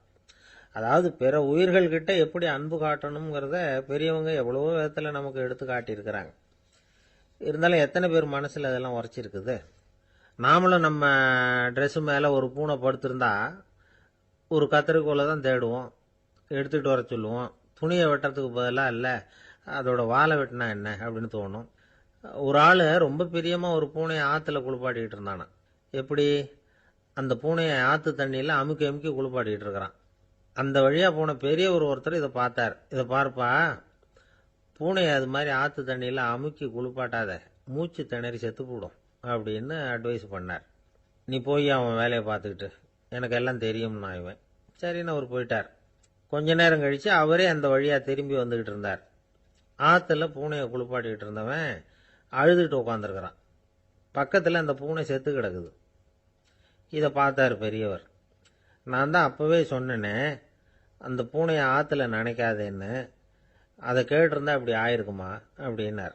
அந்த ஆள் கோபமாக இவரை முறைச்சி பார்த்தான். அட போய்யா, இந்த பூனை ஆற்றுல குளிச்சதுனால ஒன்றும் செத்து போகல, குளிச்சதுக்கு அப்புறம் அதோட உடம்பு ஈரமாக இருக்குதுன்னு அதை புழிஞ்சேன், அதனால தான் இப்படி ஆயிட்டுது அப்படின்னானா. உலகத்தில் எது எதுக்கும் ஆராய்ச்சி கூடங்கள் இருக்குதுல்ல, அது மாதிரி தூக்கத்தை பற்றி ஆராய்ச்சி பண்ணுறதுக்கு ஒரு ஆராய்ச்சி கூடம் இருக்குது. அப்படி ஆராய்ச்சி பண்ணணும்னா அதுக்கு மூழ்கிக்கிட்டு இருக்கணும்ல. அதனால தான் அந்த ஆராய்ச்சி கூடம் இங்கே இல்லை. அமெரிக்காவில் பாஸ்டன் பல்கலைக்கழக மருத்துவமனையில் அது இருக்குது. அங்கே தூக்கத்தை பற்றி பலவிதமான ஆராய்ச்சிகள் பண்ணிகிட்டு இருக்கிறாங்க. அந்த ஆராய்ச்சி கூடத்தில் இயக்குனராக இருக்கிற ஒரு நிபுணர் அவர் என்ன சொல்கிறார் தெரியுமா? உங்களுக்கு தூக்கம் வரலையா, நீங்கள் நல்லா தூங்குறதுக்கு தாராளமாக சில யோசனைகளை என்னால் சொல்ல முடியும் அப்படிங்கிறார். யோசனை தானே, காசா பணமாக கேட்டு வச்சுக்கலாமே. உணவு, மனநிலை, தூங்கும் இடத்தோட சூழ்நிலை, படுக்கைக்கு செல்றப்போ உள்ள பழக்க வழக்கங்கள், இது காரணமாக ஒருத்தருக்கு தூக்கம் வராமல் போகலாம். தூக்கம் வராததுக்கு இதுதான் காரணம்னா அதையெல்லாம் சுலபமாக கட்டுப்படுத்தலாங்கிறார் அவர். தூக்கத்தை வரவழைக்கக்கூடிய ஒரு நல்ல மருந்து உடற்பயிற்சி. ஆனால் ஒன்று, படுக்க போகிற நேரத்தில் இது மாதிரி உடற்பயிற்சிகள் எல்லாம் செய்யக்கூடாது. கொஞ்சம் முன்னாடி பகல்லையே இந்த பயிற்சிகளை செய்கிறது நல்லது. தூக்கம் வராமல் அவதிப்படுறவங்க பிற்பகல் நேரங்களில் காஃபி, டீ இது மாதிரி பானங்களை சாப்பிடக்கூடாது. மது அருந்துறது கூட தூக்கத்தை பாதிக்கும். வெது வெதுப்பான நீரில் குளிக்கிறது, தியானத்தில் ஈடுபடுறது, ஓய்வாக இருக்கிறது, படுக்கிறது, அதாவது படுக்கிறதுக்கு முன்னாடி ஒரு குவளை பால் சாப்பிட்றது, இதெல்லாம் தூக்கத்தை வரவழைக்கிறது ரொம்ப உதவியாக இருக்கும். இன்னொரு விஷயம் என்னென்னா, தூங்கி ஆகணுமேங்கிற கவலை வேண்டியதில்லை. அப்படி நினச்சி கவலைப்படுறதை விட்டுடணும். தூக்கம் வரலையா, உடனே படுக்கையை விட்டு எழுந்திருக்க வேண்டியது. வெளியில் வாங்க, வேறு ஏதாவது வேலையில் ஈடுபடுங்க, கொஞ்சம் நேரம் உலாவுங்க, அல்லது ஏதாவது ஒரு புஸ்தகத்தை எடுத்து படிங்க. களைப்பு ஏற்பட்டால் மறுபடியும் படுக்கைக்கு போங்க. தூக்கம் தானே வந்துடும். ஒரு விஷயத்தை மட்டும் நல்லா ஞாபகத்தில் வச்சுக்கணும். படுக்கைக்கு போகிறப்போ உங்கள் மற்ற எல்லா பிரச்சனைகளையும் மறந்துடணும். அது எப்படி சார் முடியும்? அந்த நேரம் தானே எல்லா பிரச்சனையும் வரிசையாக ஞாபகத்துக்கு வருது அப்படின்னு நாம் நினைக்கலாம். ஆனால் பழக்கத்தில் அதை நாம் மாற்றிக்க முடியும். கொஞ்சம் முயற்சி பண்ணணும், அவ்வளோதான். இது எல்லாமே ஆராய்ச்சி பண்ணி பார்த்துட்டு அந்த நிபுணர் சொல்கிற கருத்து தான். இன்னொரு விஷயமும் அவர் சொல்கிறார். அது என்னென்னா, உடல் கோளாறு காரணமாக தூக்கம் வராமல் அவதிப்படுறவங்களுக்கெல்லாம் இந்த யோசனைகள் சரியாக வராது அப்படிங்கிறார். அதுக்கெல்லாம் மருத்துவ சிகிச்சை கொடுத்து தான் சரி பண்ணணும். சில பேருக்கு நடு ராத்திரியில் மூச்சு திணறல் ஏற்பட்டு தூக்கம் வராமல் போயிடும். ஊரெல்லாம் தூங்குறப்ப தான் மட்டும் தூங்காமல் மூழ்கிட்டு இருக்கிறது, ஊரெல்லாம் மூழ்கிட்டு இருக்கிறப்போ தான் மட்டும் தூங்குறது, இது மாதிரி கோளாறுகளால் சில பேர் பாதிக்கப்படலாம். காலு தசை முறுக்கிக்கிறதுனால சில பேருக்கு அடிக்கடி விழிப்பு வரலாம். மன அழற்சி காரணமாக சில பேருக்கு தூக்கம் வராது. இது மாதிரி கோளாறுகளுக்கெல்லாம் அதுக்கு தகுந்த மாதிரி சிகிச்சை கொடுத்து தான் சரி பண்ண வேண்டியிருக்கும். எந்த கோளாறும் இல்லாமல் தூக்கம் வரலைன்னா ஆரம்பத்தில் சொன்ன முறைகளை கடைப்பிடிச்சு பார்க்கலாம். தூக்கம் வந்ததுன்னா யோசனை சொன்ன அந்த நிபுணருக்கு நன்றி சொல்லலாம். ஒருத்தர், ஏன் சார் பஸ்ஸில் தூங்குறது கெட்ட பழக்கமானு கேட்டார். இல்லையே, நான் கூட பஸ்ஸில் போகிறப்ப தூங்கிட்டு தானே போவேன் அப்படின்னார் இன்னொருத்தர். அப்புறம் ஏன் என்ன டிரைவர் வேலை வேணாம்னு வீட்டுக்கு அனுப்பி வச்சுட்டாங்க அப்படின்னாராம் அவர். 13வது பாடல். புள்ளின்வாய் கீண்டானே பொல்லா அரக்கனை கிள்ளிக் களைந்தானே, கீர்த்திமை பாடிப்போய் பிள்ளைகள் எல்லோரும் பாவை களம் புக்கார், வெள்ளி எழுந்து வியாழம் உறங்கிற்று புள்ளும் சிலம்பினகான், போதரிக் கண்ணினாய் குள்ளக் குளிரக் குடைந்து நீராடாதே பள்ளி கிடத்தியோ, பாவாய் நீ நன்னாளால் கள்ளம் தவிர்ந்து கலந்தேலோர் எம்பாவாய். கண்ணழகு படைத்த பெண் ஒருத்தியை இப்பாசுரத்தால் எழுப்புகிறார்கள். மலரில் உள்ள வண்டுகள் போன்று அழகிய கண்களை உடையவளே, கொக்கு வேடத்தில் வந்து வாயை பிளந்து கண்ணனை விழுங்க எண்ணிய பகாசுரனை அவன் வாயை கிழித்து அழித்த கண்ணபெருமான், கொடியவனான ராவணரது தலைகளை அறுத்து அழித்த ராமபிரான், அவர்களது வீர வரலாறுகளை பாடிக்கொண்டு இளம்பெண்கள் எல்லோரும் பாவை நோன்புக்குரிய இடத்திற்கு எப்போதோ சென்று விட்டனர். வானத்திலேயோ குரு என்கிற கோள் மறைந்து சுக்கிரன் உதயமாகிவிட்டான். பட்சிகள் வீதியெல்லாம் பறந்து சப்திக்கின்றன. இந்த மார்கழி விடியல் விடியும் முன்பே உடல் நன்கு குளிரும்படி மடுவில் குடைந்து குடைந்து நீராட வேண்டாமா? இன்னும் படுக்கையில் சுருண்டு கிடக்கலாமா? நல்ல நாளும் அதுவுமாக இப்படி இருக்கிறாயே, அப்படி உனக்கு என்ன தனிய அனுபவம்? உன் மனதில் உள்ள கள்ளத்தனத்தை விடுத்து எங்களோடு சேர்ந்து வா என்று அழைக்கிறார்கள். இதை ரசமாக அனுபவிக்கிறவர்கள் முதல் பாடலிலே மனத்துக்கினியான் என்று ராமனை பேசிவிட்டதால் இந்த ஆயர்பாடிக்குள்ளே ஒரு பெரிய விவாத கோலாகலம் ஏற்பட்டு விட்டதாம். அதாவது சர்ச்சை. அது யாரடா அது? கண்ணனுடைய ஊரிலே வந்து ராமனுடைய கதையை பேசி கொண்டிருக்கிறார்களே என்று சில பேர், சில ஆயர்கள் கோபப்படவும், ஏன் அப்படி பேசக்கூடாதா என்று சில பேர் மறுபடியும் எதிர்ப்பக்கம் விவாதிக்கவும், ஒரு பட்டிமண்டபத்தைப் போலவே ஒரு விவாதம் அங்கு தொடங்கிவிட்டது என்று அனுபவிப்பார்கள். ஏனென்றால் இந்த பாடல் எப்படி வருகிறது? புள்ளின்வாய் கீண்டானி என்று கண்ணபெருமான் பகாசுரனை அழித்த கதையை சொல்லி பிறகு பொல்லா அரக்கனை கிள்ளி களைந்தானே என்று ராமாவதார கதையையும் சேர்த்து பேசுகிறார்கள். அதை எப்படி சொல்லுகிறார்கள்? கண்ணனுடைய ஸ்தலத்தில் ராமனுடைய கதையா என்று ஒருவர் கேட்க, ஏன் முன்பு ராமனை பாடிய காலத்திலே நாம் கண்ணனை சேர்த்து பாடியது இல்லையா? அந்த காரணமாக வருக வருக வருக இங்கே வாமன நம்பி வருக, கரிய குடல் செவ்வவாய் முகத்து என் காகுத்த நம்பி வருக என்று ஆண்டாளே பாடியிருக்கிறாளே. எனவே ஆண்டாள் சிற்றில் சிதைத்தல் பாடுகிற காலத்தில் சீதவாய் அமுதம் உண்டாய் எங்கள் சிற்றில் சிதையேல் என்று பாடியிருக்கிறாளே. அந்த அனுபவத்தை எல்லாம் இங்கே குறிப்பிடுகிறார்கள். வருக வருக என்று ஆழ்வார் அனுபவித்ததையும் சிற்றில் சிதைக்காதே என்று ஆண்டாள் அனுபவித்ததையும் இந்த இடத்தில் மேற்கோளாக காட்டி, இந்த அயோத்தியிலே ராமபெருமானுடைய புகழை பேசுவது போல ஆயர்பாடியில் கண்ணன் புகழ்தான் பேச வேண்டும் என்ற கட்டாயமில்லை, இடம் மாறி பேசினாலும் ஒன்றும் தவறு இல்லை என்று ஒப்பந்தமாயிற்று என்று இதை வேறு ஒரு கோணத்திலே பேசுவார்கள். தீவிர பற்று உடையவர்கள் எப்போதும் இது போன்ற பிரச்சனைகளில் ஈடுபடுவது என்பது தவிர்க்க முடியாதது. புள்ளின் வாய் கிண்டானே பொல்லா அரக்கனை கிள்ளி களைந்தானே, பறவை வடிவத்திலே வந்தவனை அவன் அழித்தவன். பள்ளத்தில் மேயும் பறவை உருக்கொண்டு கள்ள அசுரன் வருவானை தான் கண்டு புள்ளிதுவென்று பொதுக்கோ வாய்க்கிண்டான், அப்படியே வாய்க்கிண்டிட்டான், அப்படியே கிழித்து எறிந்து விட்டான். அப்படி அழித்த வரலாற்றை சொன்னவர்கள் பொல்லா அரக்கனை கிள்ளிக்களைந்தானே என்று ராவணனை கொன்றதை பேசுகிறார்கள். இந்த எழுப்புகிற பெண்கள் இந்த பாடலை எல்லாம் கருத்தை எல்லாம் சொல்லி எழுப்புகிறார்கள். உரை கண்டவர்கள் கேட்டார்கள், பொல்லா அரக்கன் என்று ராவணனை குறிப்பிட்டால் நல்ல அரக்கன் உண்டோ? என்ன நயம் பாருங்கள். உண்டு, அரக்கர் குலத்தில் பிறந்தாலும் விபீஷணன் நல்ல அரக்கன், ராவணனோ பொல்லா அரக்கன். அவனோடு பெரிதாக போர் செய்தார் என்று சொல்ல முடியாதான், கிள்ளி களைந்தார். தமிழில் ஒரு பழக்கம் உண்டு, யாராவது ரொம்ப அலட்சியமாக நினைச்சா என்ன கிள்ளுக்கிறேன்னு நினைச்சுக்கிட்டியா என்று கேட்பார். அப்படி ராவனுடைய தலைகளை ராமன் கிள்ளினானான், கிள்ளி களைந்தானே. அதுக்கு வேற ஒரு பொருள் உண்டு. தன்முனைப்பு உள்ளவர்கள் பரமாத்மாவால் அழிக்கப்படுவார்கள் என்கிற அந்த உணர்வு 10 தலை ஒருவருக்கு உண்டு என்ற கதையை அப்படியே எடுத்துக்கொள்வதை விட, பன்முகமாக ஆசை தலி விரித்து ஆடுகிற போது ஒருமுகமுடைய பரமாத்மா மனதை நாம் ஒருமுகப்படுத்தினால் நமக்கு உள்ளே இருக்கிற பன்முகம் அழிந்து போகும் என்று உருவகமாக எடுத்துக்கொண்டு அனுபவிப்பவர்களும் உண்டு. இப்படி ராவணனை அழித்த வரலாற்றை பேசி கீர்த்திமை பாடிப்போய் பிள்ளைகள் எல்லோரும் பாவை களம் புக்கார்.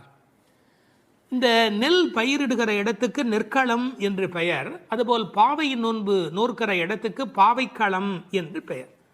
யாருடைய புகழை பாடுகிறார்கள்? கீர்த்திமை பாடி, ராமன் கண்ணன் இருவருடைய புகழையும் பாடி, கீர்த்தி புகழை பாடி, பிள்ளைகள் எல்லோரும் சின்ன குழந்தைகளாகிய பெண் பிள்ளைகள் எல்லாரும் சேர்ந்து பாவைக்களம் புக்கார். அவங்கெல்லாம் நோன்பு நோக்கிற இடத்துக்கு போய்விட்டார்கள், நான் மட்டும் உனக்காக இங்கே நின்று கொண்டிருக்கிறேன், சீக்கிரம் வாடி என்பது போல் பேசுகிறார். இப்போது பொழுது விடிந்து விட்டது என்பதில் அடையாளம் ரொம்ப நுட்பமான ஒரு அடையாளம். வெள்ளி எழுந்து வியாழம் உறங்கிற்று. அதாவது வெள்ளிக்கிழமை தோன்றிவிட்டது, வியாழக்கிழமை முடிந்து விட்டது இல்லை, குரு ஹோரை போய்விட்டது, சுக்கிரஹோரை தொடங்கி விட்டது. அது இன்னொரு கோணம். வானியலை பற்றி நன்கு ஆய்வு செய்தவர்கள் ஒரு குறிப்பிட்ட காலத்திலே சுக்கிரனுடைய எழுச்சியும் வியாழனுடைய அந்த இறங்கு முகமும் ஒன்றாக நடக்கும் என்று குறிப்பிடுகிறார்கள். சுஜாதா அவர்கள் இதை வைத்துக்கொண்டு கிபி 885 என்று உறுதி செய்ய முடியும் என்று ஒரு கட்டுரையிலே எழுதியிருக்கிறார்கள். ஆனால் வேறு சிலரோ கிபி 8ஆம் நூற்றாண்டில் ஒரே ஒரு முறை மட்டும் அதிகாலை பொழுதில் சுக்கிரன் எழுவதும் குரு மறைவதும் ஒரே வேளையில் நிகழ்ந்துள்ளது. அது முழு நிலவு நாள், பௌர்ணமி. அந்த நாள் அப்படியே குறிப்பிடுகிறார்கள். அந்நாள் கிபி 731 டிசம்பர் 18 காலை 3:30 முதல் 4 மணி. இதனை அடி ஒற்றி ஆண்டாள் பிறந்தது கிபி 716 ஆடிப்பூரம் என்று கணக்கிட்டிருக்கிறார். பாருங்க எவ்வளவு அழகான ஒரு காலக்கணக்கு. வெள்ளி எழுந்து வியாழன் உறங்கிற்று. புள்ளும் சிலம்பின. முன்னர் ஒரு முறை புள்ளும் சிலம்பின என்ற பாடல் வந்திருக்கிறதே, அதெல்லாம் கூட்டுக்குள்ளே. இப்போ வெளியில் பறவைகள் எல்லா இடங்களிலும் திரிந்து அவை இப்போது சப்தம் எழுப்பி கொண்டிருக்கின்றன. இந்த இடத்துல புள்ளும் சிலம்பியதை பற்றி சொல்லுகிற போது உரையாசிரியர்கள் இதை ஆசிரிய பெருமக்களோடு ஆச்சாரிய பெருமக்களோடு இணைத்து பேசுவது வழக்கம். குயில் அதுபோல சில ஆச்சாரியர்கள், கொக்கு அதுபோல, அன்னம் போல, கருடன் போல என்று பறவையோடு அவர்கள் ஓமிக்கத்தக்கவர்கள்.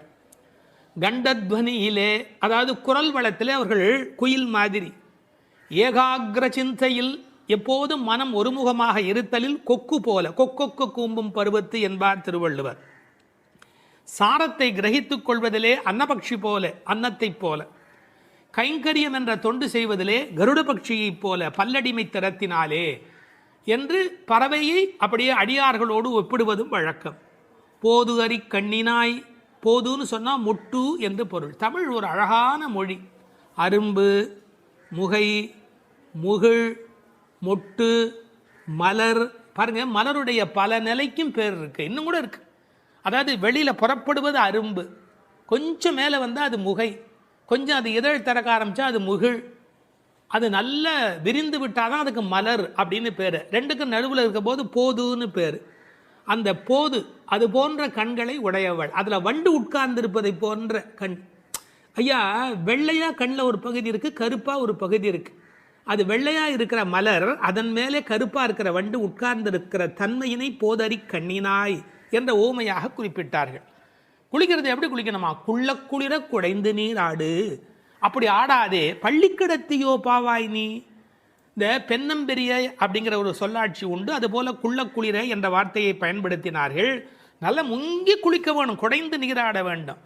ஆற்றில், குளத்தில், கிணற்றில் இருந்து நீர் வளம் இருக்கிற இயற்கையை புதுப்பிக்கின்ற அந்த அழகான மழைக்கு பிறகு அந்த குளிக்கிற சுகத்தை இந்த வரியிலேயே கொண்டு வருகிறாள். குள்ள குளிர குடைந்து நீராடாதே பள்ளிக்கிடத்தையோ பாவாய் நீ நன்னாளால். எல்லா நாளுமே நல்ல நாள் தான், ஆனால் இன்றைக்கு கண்ணனுக்கு நாம் பார்க்க போகிற நாள், ஊருக்கு நலம் செய்கிற நாள், உனக்கு நன்மையான நாள்.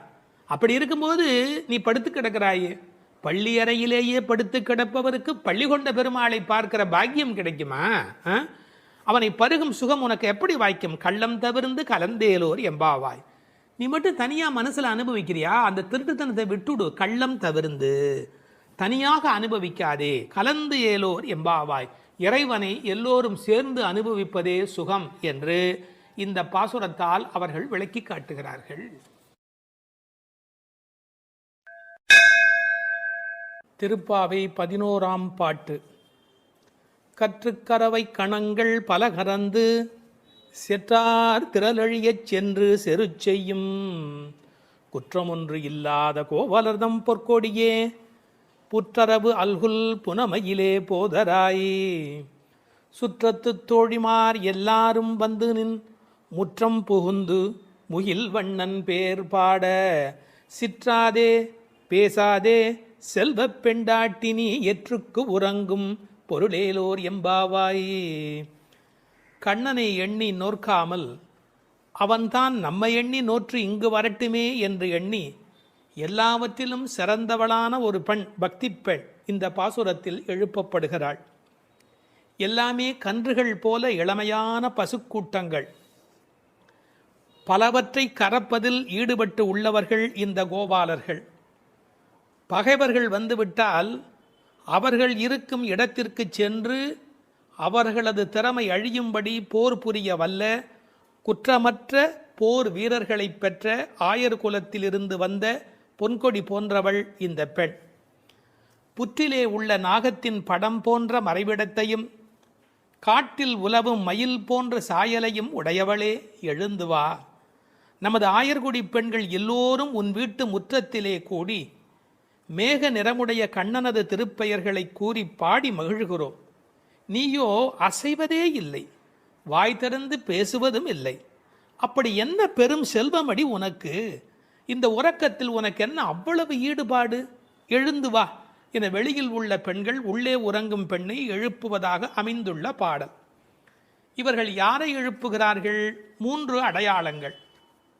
கோவலர்தம் பொற்கொடியே, புற்றரவு அல்குல் புனமையிலே, செல்வப் பெண்டாட்டி என்று உள்ளே இருக்கிற பெண் சிறப்பிக்கப்படுகிறார்.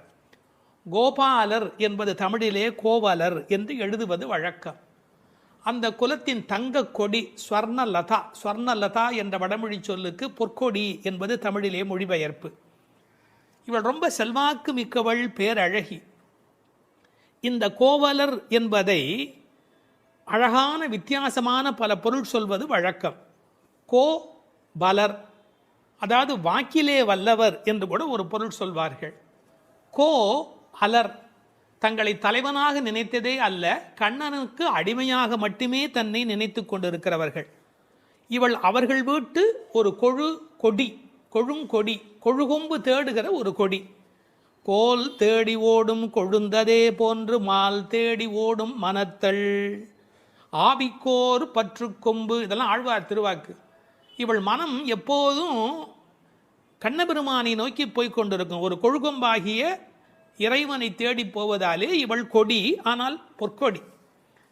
அடுத்த வார்த்தை அவளுடைய மறைவிடத்தை குறித்து பேசுகிறார்கள். புற்றரவு அல்குல் புனமையிலே. இது தமிழிலே ரொம்ப இயற்கை. அதில் என்ன ஒரு குறிப்பு இருக்கிறது என்றால், பாம்பு புற்றிலே ஒடுங்கிவிடும், அதுபோல் இவளுக்கு ஒடுக்கமான இடை என்பதை நாம் இந்த இடத்தில் புரிந்து கொள்ள வேணும். பெண்ணுக்கு இடை எப்படி இருக்க வேணும்? பொய்யோ எனும் இடையாளொடும் இளையானொடும் போனான், கம்பனுடைய வாக்கு.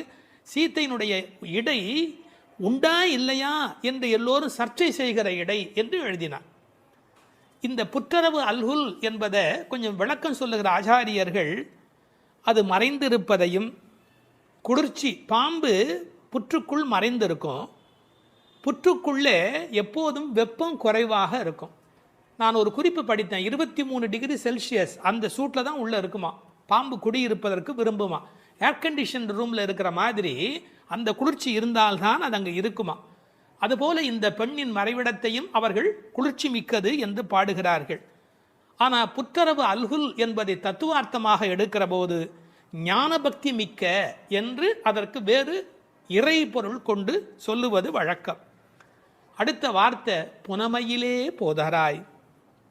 மயில் என்று சொன்னால் போராதா, ஏன் புனமயில் என்று சொல்ல வேணும்? நீங்கள் என்னதான் வளர்த்தாலும் ஒரு மிருகக்காட்சி சாலையில் இருக்கிற மயில் அதில் ஒரு வளப்பம் இருக்காது. காட்டிலே இயற்கையோடு இயற்கையாக ஆடிக்கொண்டிருக்கிற மயில் இருக்கு, செழிப்பாக இருக்கும். காட்டு மயில், புனம்னா காடு, காட்டிலே இருக்கிற மயில். வளர்ப்பு மயிலுக்கு இல்லாத அழகு காட்டில் இருக்கிற மயிலுக்கு வனப்பு மயில். அது கண்ணுக்கு மிகவும் இனிமை தருவது மயில். கருங்கண் தோகை மயில் பீலி அணிந்து, கண்ணபெருமான் மயிலை விரும்புகிறவன், அதான் தலைமையிலேயே சூடிக்கொண்டிருக்கிறான். எனவே இவளை விரும்புவதற்கான வாய்ப்பு அதிகம். இன்னொரு கோணத்தில் பிரதிவாதி பயங்கரம் சுவாமிகள் ஒரு அருமையான கருத்து சொல்வார்கள். ஆச்சாரியனை குறித்து அவர்கள் எல்லா பாடலுமே ஆச்சாரியனோடு தொடர்பு படுத்தி பேசியிருக்கிற ஒரு பேச்சு, அற்புதமான பேச்சு அது. அந்த மயிலுக்கும் ஆச்சாரியனுக்கும் என்ன தொடர்பு என்று அனுபவிக்கிறார்கள். ஆனந்தம் வந்து விட்டால் மயில் தோகை விரிக்கும்.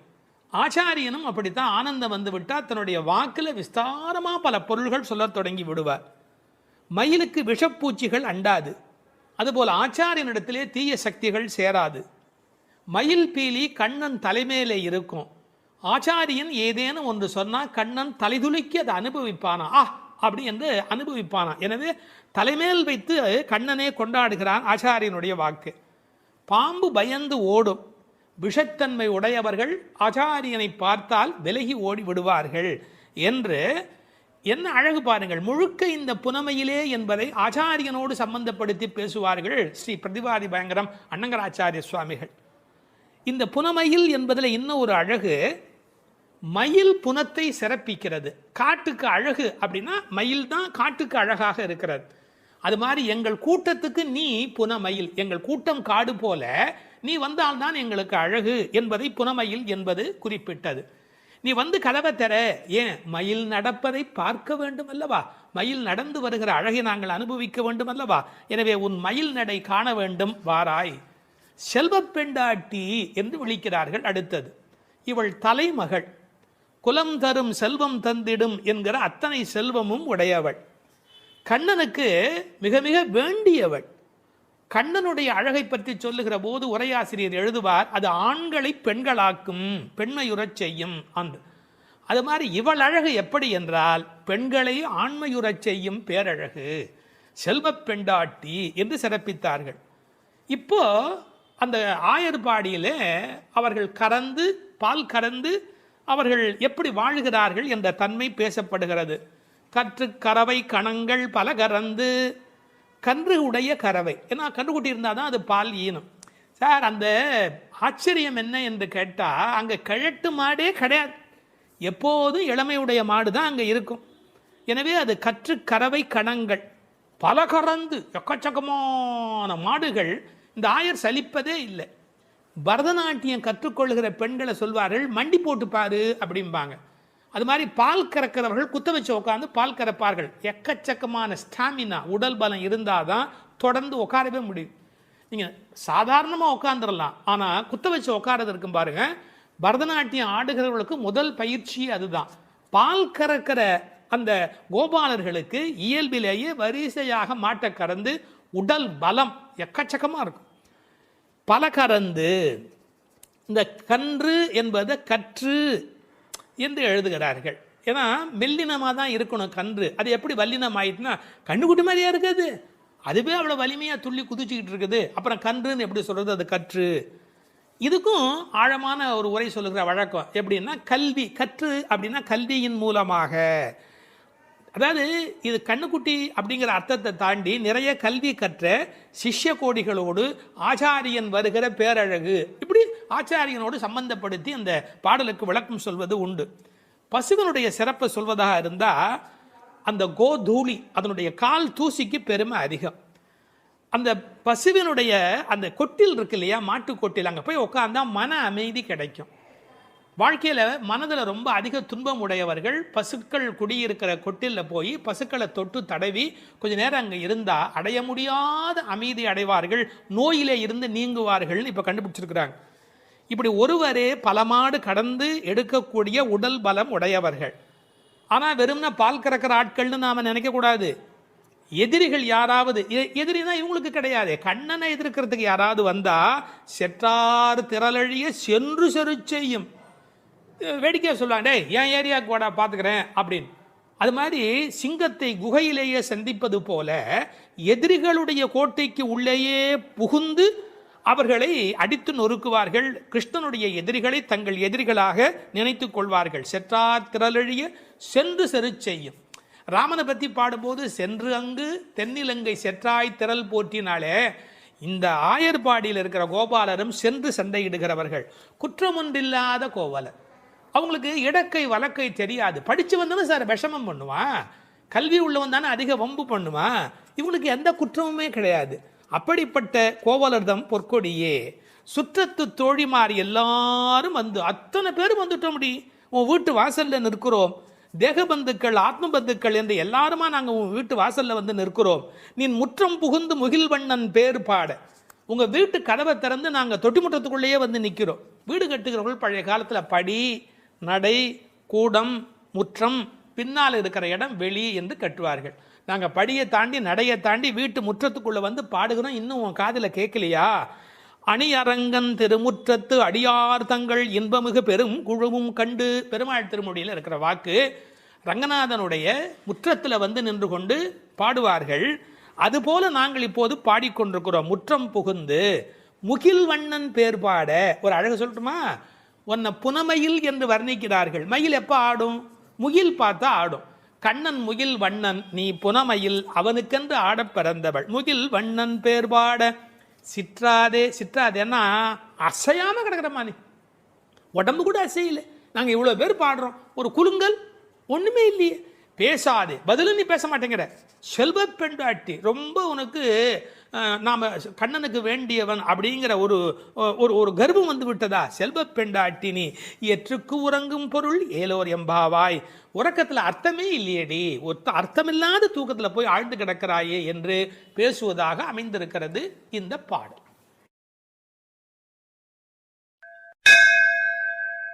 12ஆம் பாடல். கனைத்திளம் கற்றெருமை கன்றுக்கு இறங்கி நினைத்து முலை வழியே நின்று பால் சோர நனைத்தில்லம் சேராக்கும் நற்செல்வன் தங்காய் பனித்தலை வீழனின் வாசல் கடை பற்றி சினத்தினால் தென்னிலங்கை கோமானைச் செற்ற மனத்துக்கு இனியானை பாடவும் நீ வாய் திறவாய். இனித்தான் எழுந்திராய் ஈதன்ன பேருறக்கம் அனைத்து இல்லத்தாரும் அறிந்தேலோர் எம்பாவாய்.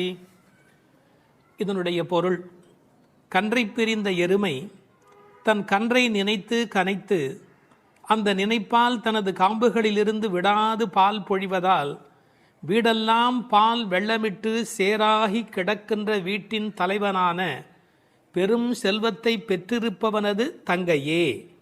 முன்பு பெரும் கோபத்தால் தென்னிலங்கை மன்னனான ராவணனை அழித்து ஒழித்த மனத்திற்கு இனியவனான ராமபிரானை புகழ்ந்து மார்கழி மாத பனி தலையில் விழுந்து கொண்டிருக்க நாங்கள் உன் வீட்டு வாசலில் கீர்த்தனம் செய்வதை கேட்டும் நீ உறங்கலாமா? கதவை திற, பொழுது விடிந்து இன்னும் நீ உறங்குவது எல்லா வீட்டாருக்கும் தெரிந்து விட்டது. இனியாவது எழுந்திரு, என்ன இது பெரிய உறக்கம் என்கிறார்கள். இந்த பாடலில் எழுப்பப்படுகிறவள் கண்ணபெருமானுடைய நெருங்கிய நண்பனுடைய தங்கை. அவளை எழுப்புகிற போது நற்செல்வன் தங்காய் என்று அவர்கள் அன்போடு அழைக்கிறார்கள். சூழலை முதலில் வர்ணிக்கிறார்கள். ஒரு எருமை அவிழ்த்துவிட்ட பிறகும் பால் கறவாமல் விட்டுவிட்டதால் தன் கன்றை நினைத்து அது பால் பொழிகிறது, அதனால் வீடு சேராகிறது. கனைத்திளம் கற்று எருமை கன்றுக்கு இறங்கி நினைத்து முலைவழியே நின்று பால் சோர என்று பாடலிலே வருகிறது. பக்தி இலக்கியங்களுடைய அடிப்படை நாதமே அன்புதான் பிரமாதம். உண்மையிலேயே வாழ்க்கை ஒரு அறிவுபூர்வமான ஏற்பாடு அல்ல, அது அன்பு பூர்வமான ஒரு ஏற்பாடு. ஒரு எருமையே இப்படி இருக்குமானால் இறைமை என்ற இறை தத்துவத்தில் ஈடுபட்டவர்கள் எவ்வளவு இரக்கத்தோடு இருக்க வேண்டிய கடமை உடையவர்கள். எருமை மாடு கன்றுக்கு இறங்கி பால் சொரிவதை கவிச்சக்கரவர்த்தி கம்பன் பாடி காட்டியிருக்கிறார். எருமைகள் பால் பொழிய அன்னக்குஞ்சுகள் அந்த பாலை அருந்தி மகிழ்ந்தன என்று ஒரு கற்பனையிலே பாடுகிறார். சேல் உண்ட ஒன்கணாரின் திரிகின்ற செங்கால் அன்னம் மால் உண்ட நளினப்பள்ளி வளர்த்திய மழலை பிள்ளை கால் உண்ட சேற்று மேது கன்று உள்ளி கனைப்பச் சோர்ந்த பால் உண்டு துயில பச்சை தேரை தாலாட்டும் பண்ணை என்று எழுதுகிறார். நாட்டு வளத்தை எழுதுகிற போது தாமரைப்பூவில் உறங்கிக் கொண்டிருக்கிற அன்னக்குஞ்சுகளுக்கு எருமை மாடு தன்னுடைய கன்றை நினைத்து சொரிந்த பால் அவைகளுக்கு கிடைத்தன என்று கோசல நாட்டு வளத்தை பாடுகிற போது குறிப்பிடுகிறார். உண்மையிலேயே இந்த எருமைகள் இப்படி பால் கறக்கும் என்கிற தன்மையினை வேறு ஒரு வகையில் சங்க இலக்கியத்தில் ஒரு புலவர் பாடிக்காட்டி இருக்கிறார். வெள்ளி வீதியார் என்ற ஒரு புலவர். அவர் வேறு ஒரு கோணத்தில் சொல்லுகிறார். காமத்தை பற்றி பாடுகிற போது தலைவன் வந்து எங்களை அனுபவிக்கவில்லை, எங்கள் இளமையோ வீணாகிறது, எங்களுக்கும் பயனில்லை அவனுக்கும் பயனில்லை, உடம்பில் பசலை நோய் வந்து துன்பப்படுகிறேன் என்று எழுதுகிறார். கன்றும் உண்ணாது கலத்தினும் படாது நல் ஆண் தீம்பால் நிலத்து உக்காங்கு. அவர் பசு என்று எழுதுகிறார். இது சங்க இலக்கிய பாடல். ஆண்டாள் சங்க இலக்கியங்களை படித்தவள் என்பதற்கு இது ஒரு அடையாளம். கன்றும் உண்ணாது கலத்தினும் படாது நல்லான் தீம்பால் நிலத்து உக்காங்கு எனக்கும் ஆகாது என்னைக்கும் உதவாது பசலை உணியர் வேண்டும் என்று குறுந்தொகையிலே வெள்ளி வீதியார் என்ற புலவர் எழுதி காட்டியிருக்கிறார்.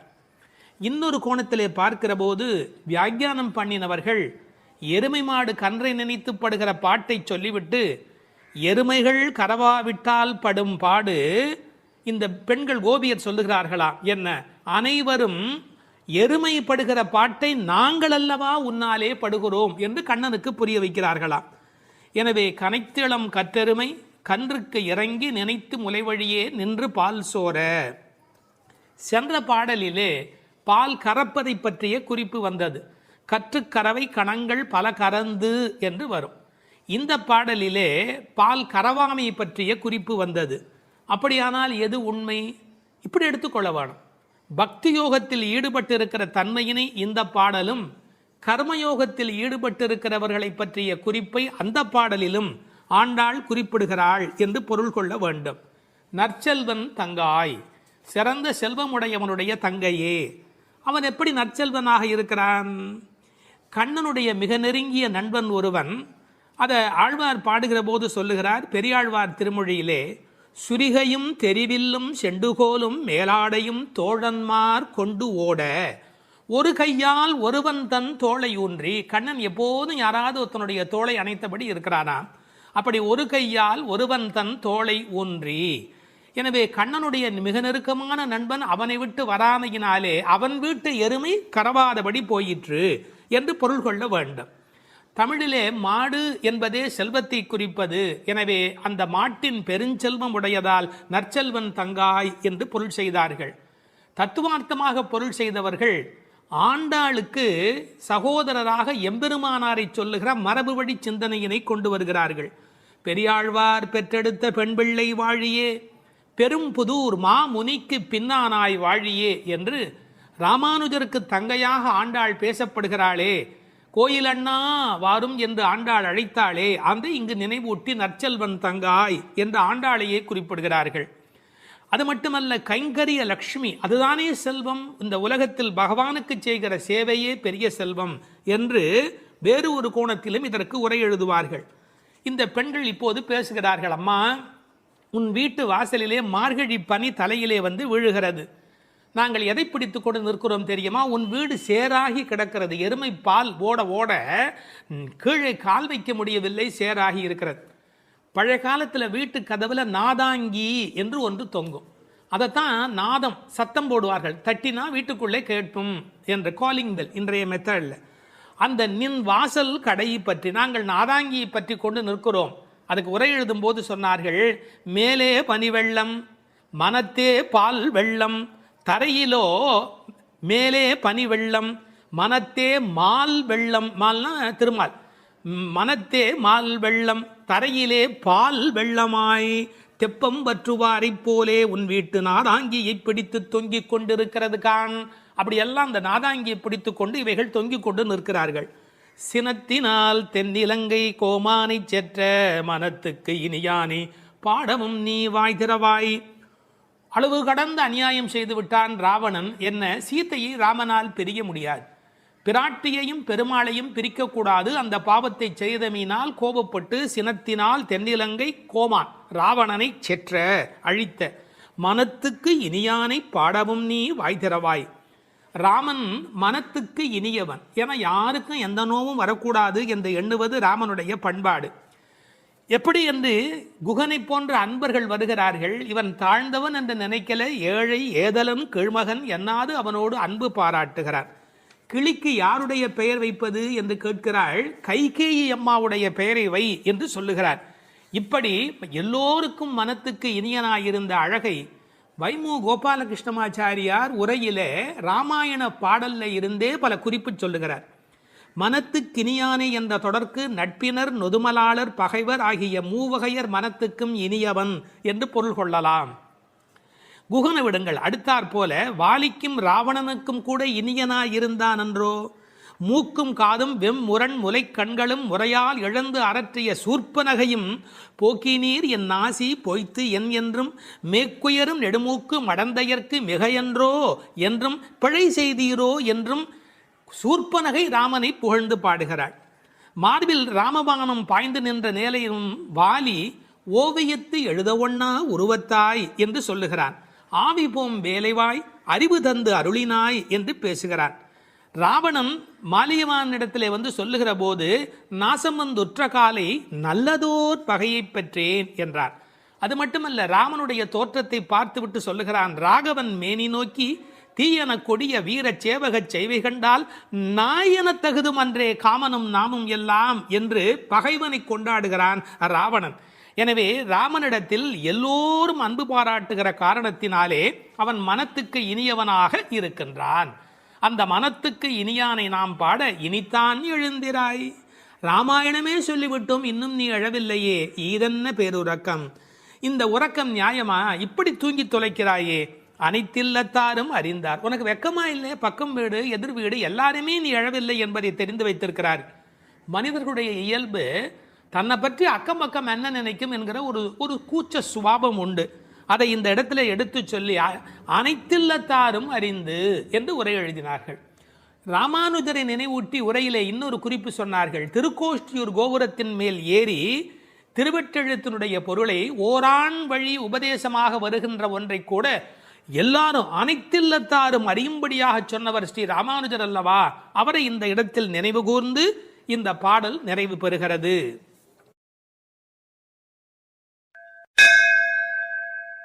திருப்பாவை 10ஆம் பாடல். நோற்றுச் சுவர்க்கம் புகுகின்ற அம்மனாய் மாற்றமும் தாராரோ வாசல் திறவாதார் நாற்றத்துழாய் முடி நாராயணன் நம்மால் போற்றப் பறைதரும் புண்ணியனால் பண்டொரு நாள் கூற்றத்தின் வாய் வீழ்ந்த கும்பகர்ணனும் தோற்றும் உனக்கே பெரும் துயில்தான் தந்தானோ ஆற்ற அனந்தல் உடையாய் அருங்கலமே தேற்றமாய் வந்து திறவேலோர் எம்பாவாய். இந்த பாடலை நோன்பின் பெருமையால் கண்ணனை கையில் கனிபோல் அடைந்த ஒரு பக்திமிக்க பாவை எழுப்பப்படுகிறாள் என்றும் பார்க்கலாம். அல்லது தூக்கத்தையே நோன்பாக கருதி சோம்பி கிடக்கிற ஒருவளை கேலி பேசுவதாகவும் பொருள் கொள்ளலாம். இப்போது பாடலின் பொருளை முதலில் பார்ப்போம்.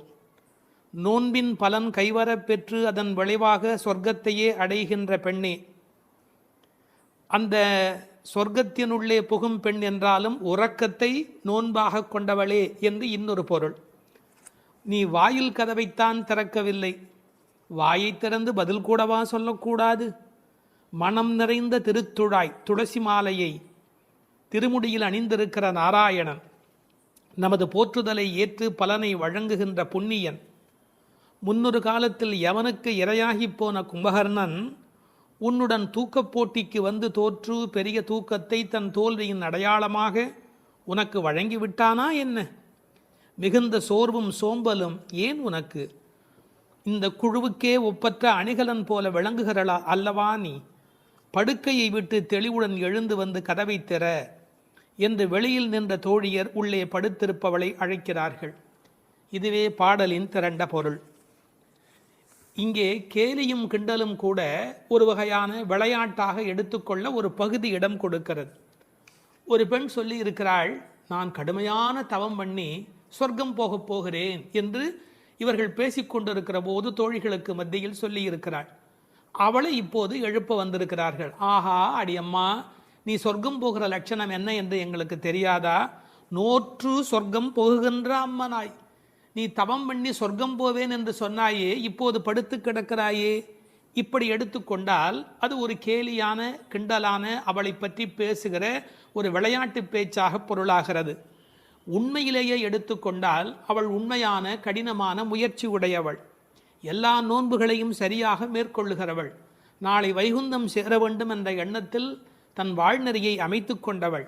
எனவே நோற்று சொர்க்கம் போகுகின்ற அம்மனாய் பெருமைக்கு உரியவளே, நீ தவம் பண்ணி மேலே போவேன் என்று சொன்னாயே, இப்போது தூங்கிக் கொண்டிருக்கிறாயே என்று ரெண்டு வகையிலேயும் பாவத்தை மாற்றி பொருள் சொல்லக்கூடிய பாடல் வரி இது.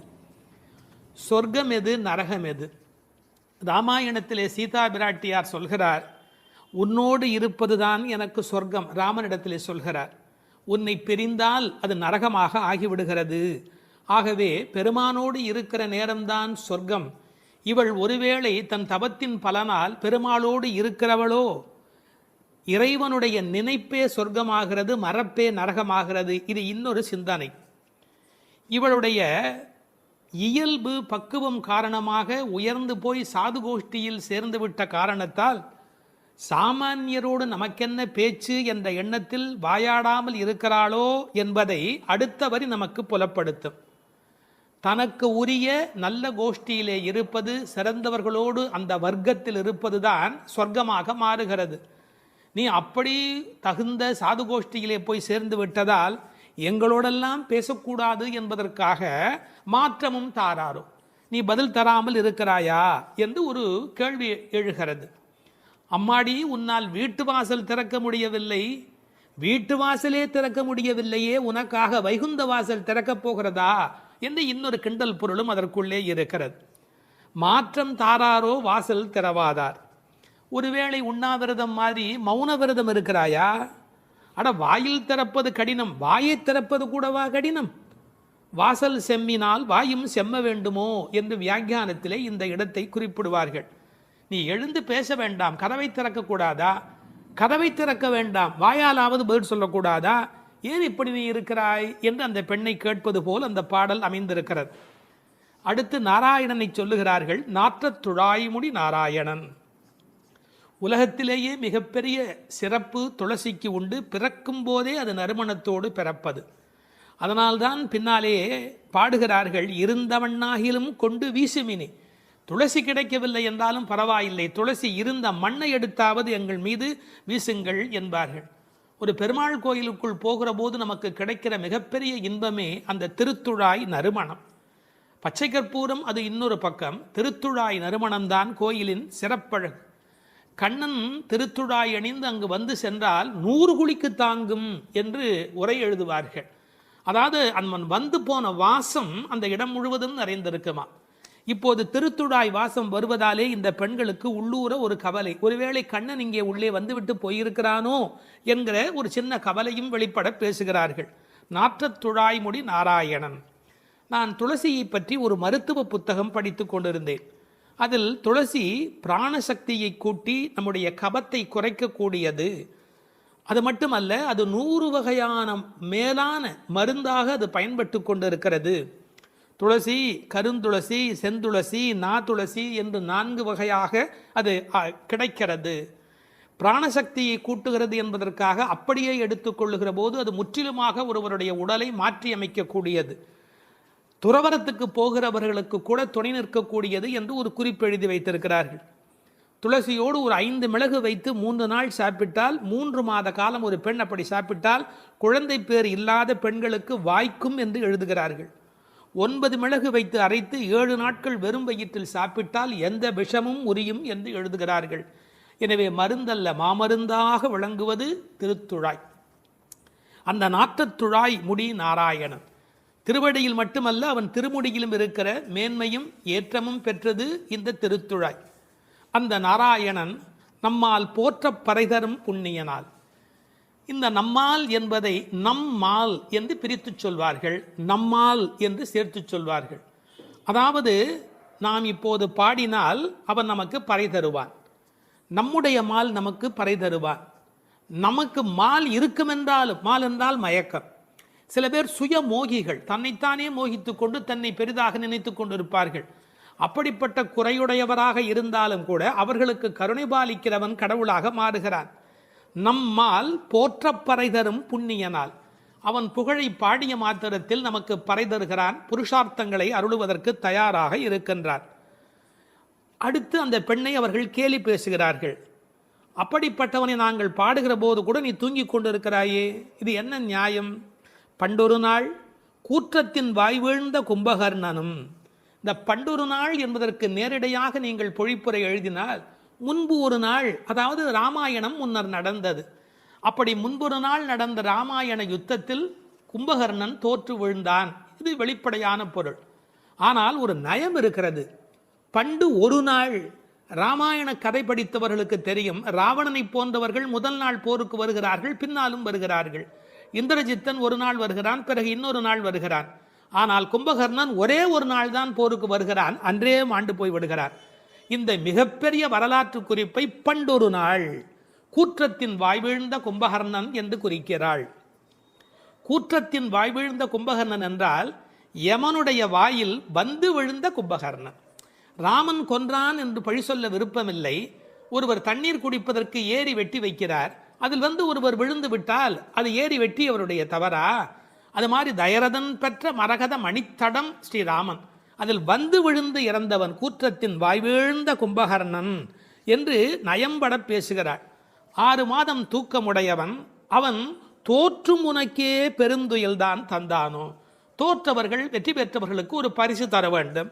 அப்படி கும்பகர்ணன் தோற்றவன் இந்த தூக்கத்தை இவளுக்கு பரிசாக கொடுத்து விட்டு போயிருக்கிறான். கும்பகர்ணன் இவளோடு போட்டி போட்ட போது இவள் வெற்றி பெற்று விட்டாளாம். அந்த கேலி பேசுகிறார்கள், தோற்றும் உனக்கே பெரும் தொழில்தான் தந்தானோ. சோம்பல் எல்லா நோய்களுக்கும் மகப்பேறு மருத்துவ மறை. ஆங்கிலத்திலே என்தூசியாசம் என்று ஒரு வார்த்தை சொல்கிறார்கள். அதை பற்றி ஆழமான பொருள் சொல்லுகிறவர்கள், என்தூசியாசம் என்றால் உற்சாகம் என்று மட்டும் பொருள் அல்ல, இறைமையில் நிறைந்தவர் என்று ஒரு பொருள் கொள்ளுகிறார்கள். எனவே சோம்பல் இறைநிலைக்கு எதிரானது. உயிர்ப்பு இறைநிலைக்கு அடையாளமானது. நீ இப்படி கும்பகர்ணனை போல் தூக்கத்தில் இருக்கிறாயே, நீ அனந்த நிலையில் இருக்கிறார், அதாவது தூக்கமும் இல்லை விழிப்பும் இல்லை, அந்த நிலையில் இருக்கிறாய், ஆற்ற ஆந்தல் உடையாய். ஆனால் நீ யார்? எங்களுக்கு அரும் கலை. நீ வந்தால் எங்கள் கோஷ்டிக்கே பெருமை, எங்கள் கோஷ்டியே ஒளி வீசக்கூடியது, எங்களுக்கு நல்ல அணிகலன் நீ. தேற்றமாய் வந்து திரவேலோர் எம்பாவாய். தேற்றமாய் என்றால் படுத்த நிலையிலேயே அப்படியே எழுந்து வெளியிலே வந்து விடாதே. அதுக்கு ஒரு உரை சொல்வார்கள், வால்மீகத்தில் இலக்குவனை பார்க்க தாரை வந்த மாதிரி வந்து விடாதே, நீ உன்னை அழகுபடுத்தி கொண்டு திருத்தமாக வர வேண்டும் என்ற குறிப்பை அருங்கலமே தேற்றமாய் வந்து திரவேல் என்று பாடுகிறார்கள். 9வது பாடல். தூமணி மாடத்து சுற்றும் விளக்கெரிய தூபம் கமழ துயிலணை மேல் கண் வளரும் மாமன் மகளே, மணிக்கதமும் தாழ்த்திரவாய் மாமீர் அவளை எழுப்பீரோ, உன்மகள்தான் ஊமையோ அன்றிச் செவிடோ அனந்தலோ ஏமப் பெருந்துயில் மந்திரப்பட்டாளோ, மாமாயன் மாதவன் வைகுந்தன் என்றென்று நாமும் பலவும் நவின்றேலோர் எம்பாவாய். அப்பழுக்கற்ற தூய்மையான பரிசுத்தமான மாட மாளிகைகளைச் சுற்றிலும் 4 பக்கங்களிலும் விளக்குகள் ஒளிவிட்டு பிரகாசித்து எரிந்து கொண்டிருக்கவும், அம்மாளிகையைச் சுற்றிலும் அகில் சந்தனம் போன்ற வாசனைப் பொருள்களின் நறுமணம் எங்கும் கமழவும், நல்ல பஞ்சடைத்த மெத்தையில் கண்ணுறக்கம் கொள்ளும் எங்கள் மாமன் மகளே, மாணிக்கங்கள் பதிக்கப் பெற்ற உன் வீட்டு கதவின் தாழ்பாளை திறக்க மாட்டாயா? திறந்து விரைவில் வந்து எங்களுடன் சேர்ந்து கொள்ள மாட்டாயா? மாமிகளே, நீங்களாவது அவளை எழுப்பிவிட மாட்டீர்களா? விடிந்து எவ்வளவு நேரமாகிவிட்டது, நாங்கள் இவ்வளவு நேரம் அவளை அழைத்து கொண்டிருக்கிறோமே, அவளுக்கு என்ன ஆயிற்று? ஒரு வார்த்தை கூட பதில் கூற மாட்டேன் என்கிறாளே, அவள் என்ன பேசும் திறனற்ற ஊமையா? அல்லது நாங்கள் அழைப்பது அவளுக்கு கேட்கவில்லையா, காது கேட்கவில்லையா? அல்லது ஆழ்ந்த பேருறக்கத்தில் படுத்து கிடக்கிறாளா? அல்லது யாரேனும் கட்டுப்படுத்தி அவளை பெருந்துயில் கொள்ளுமாறு செய்து விட்டார்களா? அல்லது ஏதேனும் மந்திரம் மாயம் செய்திருக்கிறார்களா? அதன் வசம் கட்டுப்பட்டு இப்படி பேருறக்கம் கொண்டு கிடக்கிறாளே. நாங்கள் அந்த மாமாய செயல்களில் வல்லவனும் மிகுந்த தவமுடைய இலக்குமியின் கணவனும் வைகுண்டத்திற்கு அதிபதியுமான நாராயணன் பெயரை திரும்ப திரும்பச் சொல்லி பக்தி பரவசத்தில் ஈடுபட்டு அவளை அழைக்கிறோமே, அவள் ஏன் இன்னும் எழுந்து வந்து கதவை திறந்து எங்களுடன் சேர்ந்து இறைவன் திருப்பெயரை சொல்லி வழிபட மாட்டேன் என்கிறாள்? நீங்களாவது கேட்டுச் சொல்லுங்களேன் என்கிறார்கள். இந்த பாடலின் திரண்ட பொருள் இது. தூமணி மாடத்து சுற்றும் விளக்கெரிய. விளக்கு எரிப்பதற்கே நிறைய செல்வம் இருக்க வேண்டும். இது சீர்மல்கும் ஆய்பாடி செல்வச் சிறுமியர்கள் வாழுகிற இடம். அந்த வீட்டினுடைய அமைப்பு எப்படி இருக்கிறது? தூய்மையான ரத்தின மணிகள் அப்படியே பதிந்து வைத்திருக்கிறார்கள். ஒரு குறிப்பு எழுதுகிறார்கள், அரசர்கள் அந்தப்புறத்திற்கு சிறந்த மணியை கொண்டு அற்புதமான கட்டடத்தை அமைப்பார்களாம். அங்கு வேண்டாம் என்று ஒதுக்கப்பட்ட கற்களை கொண்டுதான் அரண்மனையையே கட்டுவார்களாம். இது துவளில் மண்டபம், அது தூமணி மாடம் என்று அதற்கு ஒரு விளக்கம் சொல்கிறார்கள். ஆக இழைத்து இழைத்து தூய்மையான மணியினை கொண்டு வந்து கட்டியிருக்கிறார்கள். அது ரத்தின மணி. இந்த பெண் எழுந்திருந்திருக்க வேண்டும், எழுந்திருக்கவில்லை. ஒரு வித்தியாசம் இருக்கிறது. ஒரு குடும்பம் விழிப்பதற்கு முன்பு விழிக்க வேண்டியவள் அந்த வீட்டில் இருக்கிற பெண். ஏனென்றால் ஆண் எழுந்தால் அவனை மட்டும்தான் சுத்தம் செய்து கொள்கிறார், பெண் எழுந்தால் அந்த வீடே சுத்தமாகிறது என்று ஒரு பொன்மொழி சொல்வார்கள். எனவே ஒரு பெண்ணாகி இருக்கிறவள் இப்படி உறங்கிக் கொண்டிருக்கலாமா? தூமணி மாடத்து சுற்றும் விளக்கெரிய, 4 புறங்களிலும் நல்ல விளக்கு எரிந்து கொண்டிருக்கிறது. அது மட்டுமல்ல, அகில் சந்தனம் போன்ற நறுமண புகை வீசுகிறது. தூபம் கமழ, செல்வச் செழிப்பு. துயிலணை மேல் கண் வளரும், அது தூங்குவதற்காகவே அமைக்கப்பட்டிருக்கிற ஒரு பெரிய மெத்தை. அதாவது அந்த மெத்தையை பார்த்தாலேயே வா வா வா வந்து படு என்று அழைப்பதை போல 5 விதமான சிறப்புகள் அமைந்திருக்கக்கூடிய பஞ்சனை அது. அதில் அழகு இருக்கிறது, மென்மை இருக்கிறது, குளிர்ச்சி இருக்கிறது, சுகம் இருக்கிறது. அப்படிப்பட்ட அருமையான அந்த பஞ்சனையின் மீது அவள் படுத்திருக்கிறாள். தமிழிலே தூங்குகிறார்கள் என்று சொல்ல மாட்டார்கள், கண்வளராய் என்று சொல்வார்கள், மங்களம் கருதி.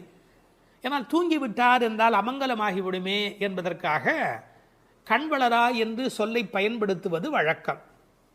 சின்ன வயதிலிருந்து குழந்தை கண் வளருது என்று ஒரு வார்த்தை சொல்வார்கள். அதில் ஒரு விஞ்ஞான குறிப்பே இருக்கிறது. உண்மையிலேயே கர்ப்பத்தில் குழந்தை தூங்குவதால் தான் வளருகிறது. அது ஒரு 10 மாத காலம் தாயின் கர்ப்பத்தில் கண் திறக்காது. கண் திறந்து விட்டால் ஊமை, அது விதவிதமான குறைபாடு உடைய ஊனமான குழந்தையா வந்து பிறக்கும் என்று விஞ்ஞான குறிப்பு இருக்கிறது. அந்த குழந்தை கண்களை மூடிக்கொண்டு தூங்கி கொண்டே இருக்கும். அதில் என்ன ஆச்சரியம் என்று கேட்டால், அப்போதான் அது வளருகிறது. ஒரு புள்ளியிலிருந்து ஒரு குழந்தையாக முழுமையாக வளருகிறது. அந்த கண் வளருதல் என்பதிலே தூங்கும் போது வளர்ச்சி நிகழ்கிறது என்கின்ற ஒரு குறிப்பு இருக்கிறது. மனிதனுக்கு கூட தூக்கம் அவசியம். ஏன்னா உடம்பில் இருக்கிற செல்கள் தங்களை புதுப்பித்துக் கொள்வதற்கு மனிதன் தூங்க வேண்டி இருக்கிறது. அடுத்து உறவு சொல்லி அழைக்கிறாள். மாமன் மகளே. இவள் அந்தணகுல பெண் என்றாலும் ஆயர் குலமகளாக ஆகும் விருப்பத்தின் காரணமாக ஒரு சம்பந்தத்தை ஏற்படுத்தி கொள்கிறாளாம். இதை உரையாசிரியர்கள் எழுதும்போது ஒரு அழகான வாக்கியமாக குறிப்பிடுகிறார்கள். திருவாய்ப்பாடியிலே ஒரு பிரகிருதி சம்பந்தம் தனக்கு உஜ்ஜீவன ஹேதுவாக ஆண்டாள் ஆசைப்பட்டபடி, அழகிய மணவாளப் பெருமாள் நாயனாருடைய வியாக்கியானத்திலே திருவாய்ப்பாடியிலே ஒரு பிரகிருதி சம்பந்தம் தனக்கு உஜ்ஜீவன ஹேதுவாக ஆண்டாள் ஆசைப்பட்டபடி மாமன் மகளே என்று உறவு சொல்லி அவள் அழைக்கிறாள். மணிக்கதவம் தாழ்த்திரவாய். அது உள்ளிருப்பது வெளியே தெரியும்படி அமைக்கப்பட்டிருக்கிற ஒரு வீடு. அவள் எப்படி தூங்குகிறாள் என்பது கூட வெளியே தெரிகிறது. அந்த கட்டில், அந்த மெத்தை, அந்த விளக்கு எரிகிறது. இந்த பாடலே மிக ரசமான ஒரு பாடல். திருப்பாவையில் 30 பாட்டு அழகு என்று சொன்னால் இந்த பாட்டுக்கு என்று தனியான ஒரு ரசனை உலகத்தில் தனியான ஒரு கூட்டமே உண்டு. மணிக்கதவம் தாழ்த்திரவாய், நீ வந்து திற. ஏன்னா எழுந்து வந்து திறக்கிற போது நாங்களா திறந்து கொண்டு உள்ள வந்தால் அது மரியாதையாக இருக்காது ஒரு வீட்டுக்குள்ளே. நீ வந்து திற. ஆனால் அவள் அசைவதாக தெரியவில்லை. அவளுடைய அம்மா எழுந்து விட்டாள். அவள் மற்ற வேலைகள் பார்த்து கொண்டிருக்கிறாள். அதனால உறவு சொல்லி அவளை அழைக்கிறார்கள். மாமீர், அவளை எழுப்பீரோ? நீங்கள் அவளை எழுப்பிவிடக்கூடாதா? அப்படி தூங்கி கொண்டிருக்கிறாளே. உன் மகள்தான் தன்னுடைய தோழியினுடைய தாயை பார்த்து சொல்கிறாள், உன் மகள்தான் ஊமையோ அன்றி செவிடோ. என்ன பொருள் தெரியுமா? பேச்சு வராதவர்கள் என்று பொருள் அல்ல. ஊமை என்ற சொல்லுக்கு இறை நாமம் சொல்லாதவர் என்று பொருள் என்று எழுதுகிறார். இறைவனுடைய நாமத்தை சொல்ல வேண்டிய சந்தர்ப்பத்தில் சொல்லவில்லை என்றால் பிறகு நாக்கிருந்து என்ன பையன்? பேசாத நாளெல்லாம் பிறவா நாளே என்பார்கள் அல்லவா? உண்ணா நாள் என்பது இந்த உலகத்தில் சாப்பிடாத நாள் அல்ல, உன்னை வணங்காத நாள் தான் உண்மையிலேயே உண்ணா நாள் என்று குறிப்பிடுவார்கள். ஊமையோ அன்றி செவிடோ. என இறைவன் புகழ் கேளாத செவி என்ன செவியே என்று சிலப்பதிகாரம் பேசும்.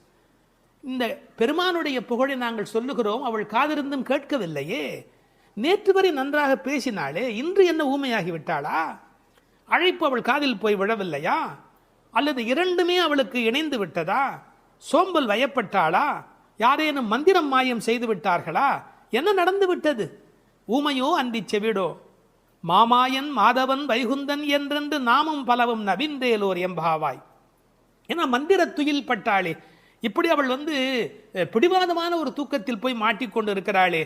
நாங்கள் அழைக்கிறோம். எதை சொல்லி அழைக்கிறோம்? மாமாயன், மகா மாயையில் வல்லவனாகிய பெருமான். மாதவன், நம்முடைய சாதாரண தவம் அல்ல, எல்லா தவங்களுக்கும் அப்பாற்பட்ட பெரும்பொருள். அந்த தவத்தால் அடைய வேண்டியவன் கருணையினால் தானாகவே நம்மிடத்தில் வருவதால் அவன் மாதவன். வைகுந்தத்தில் இருக்கிறவன் என்றாலும் கருணை காரணமாக ஒவ்வொரு கோயிலிலும் அர்ச்சாவதாரத்தில் எழுந்தருளி இருக்கின்றவன். வைகுண்டபதி என்றாலும் இந்த பூமிக்கு கிடைக்கிறவன். வைகுந்தன் என்றென்று நாமும் பலவும் நவின்று. உண்மையிலேயே திருப்பாவையினுடைய நோக்கமே இறைவனுடைய நாமத்தை பல வகையில் சொல்வது. இறைவனுடைய நாமத்துக்கு மிகுந்த சக்தி அதிகம். கட்டிப்பொன் போலே அவன், பணிப்பொன் போலே திருநாமம் என்று உரை எழுதுவார்கள். அதாவது தங்கத்தில் ஒரு பெரிய கட்டி இருந்தால் கூட அதை வைத்துக்கொண்டு என்ன பண்ணுவது? ஆனால் பணிக்கப்பட்ட பொன், வளைக்கப்பட்ட பொன்னாக இருந்தால் அது பல சமயத்தில் ஆபத்துக்கு உதவும். ஒரு மோதிரமாக இருந்தால் அடகு கடையில் வைத்து கூட ஒரு ஆபத்திலேருந்து வெளியில் வரலாம். இறைவன் வைகுந்தத்திலே இருக்கிறான் என்று சொன்னால் கட்டிப்பொன் போலே, ஆனால் பணிப்பொன் போலே அவனுடைய திருநாமம், நாமம் பலவும். இன்னும் கூட நிறைய விளக்கங்கள் சொல்வார்கள். இறைவனுடைய நாமம் இறைவனை விட செல்வாக்கு உடையது என்று. ஒரு வங்கிக்கு போகிறோம், செக்கில் கையெழுத்து போட்டு கொடுத்தா நம்ம கையெழுத்துக்கு தான் அதிக பலம் இருக்குமே ஒழிய நாமே போய் நின்று கொண்டு பணம் கொடுன்னு கேட்டால் கூட கொடுக்கறதுக்கு யோசிப்பா. எப்படி கொடுப்பார்கள்? கையெழுத்துக்கு அவ்வளோ பெரிய சக்தி இருக்கிறது. அதுபோல் நாமும் இறைவனை காட்டிலும் வலிமை உடையது என்று ஒரு குறிப்பு சொல்வார்கள். ஒரு சின்ன வரலாறு. காஞ்சி மகா சுவாமிகள் உடல்நலக் குறைவு மாதிரி ஜுரத்தில் இருக்கிறார்கள். மருத்துவர் வர சொன்னார்கள். அவர் உடனே மருந்தெல்லாம் கொடுக்க வேண்டி இருக்குமோ என்ற எண்ணத்தில் அவர் வந்தார். உன்னை யார் இப்படிலாம் வர சொன்னா? நீ உட்கார், நான் இப்போ என்னுடைய டெம்பரேச்சர் எடுத்துக்கோ, விஷ்ணு சஹஸ்ரநாமம் சொல்ல போகிறேன், சொல்லி முடிச்சதுக்கப்புறம் டெம்பரேச்சர் எப்படி இருக்கு பார் அப்படின்னு சொல்லிட்டு விஷ்ணு சஹஸ்ரநாமம் சொல்லுவதற்கு முன்பு ஜுரம் இருந்தது. சொல்லி முடித்த பிறகு ஜுரம் இல்லவே இல்லை. உன்னை எதுக்கு தெரியுமா கூப்பிட்டேன்? மருந்து கொடுத்து தான் இதை காப்பாற்றணுங்கிறது இல்லை, விஷ்ணு சஹஸ்ரநாமம் சொன்னாலேயே ஜுரம் போயிடும்னு தெரிஞ்சுக்கோ என்று ஒரு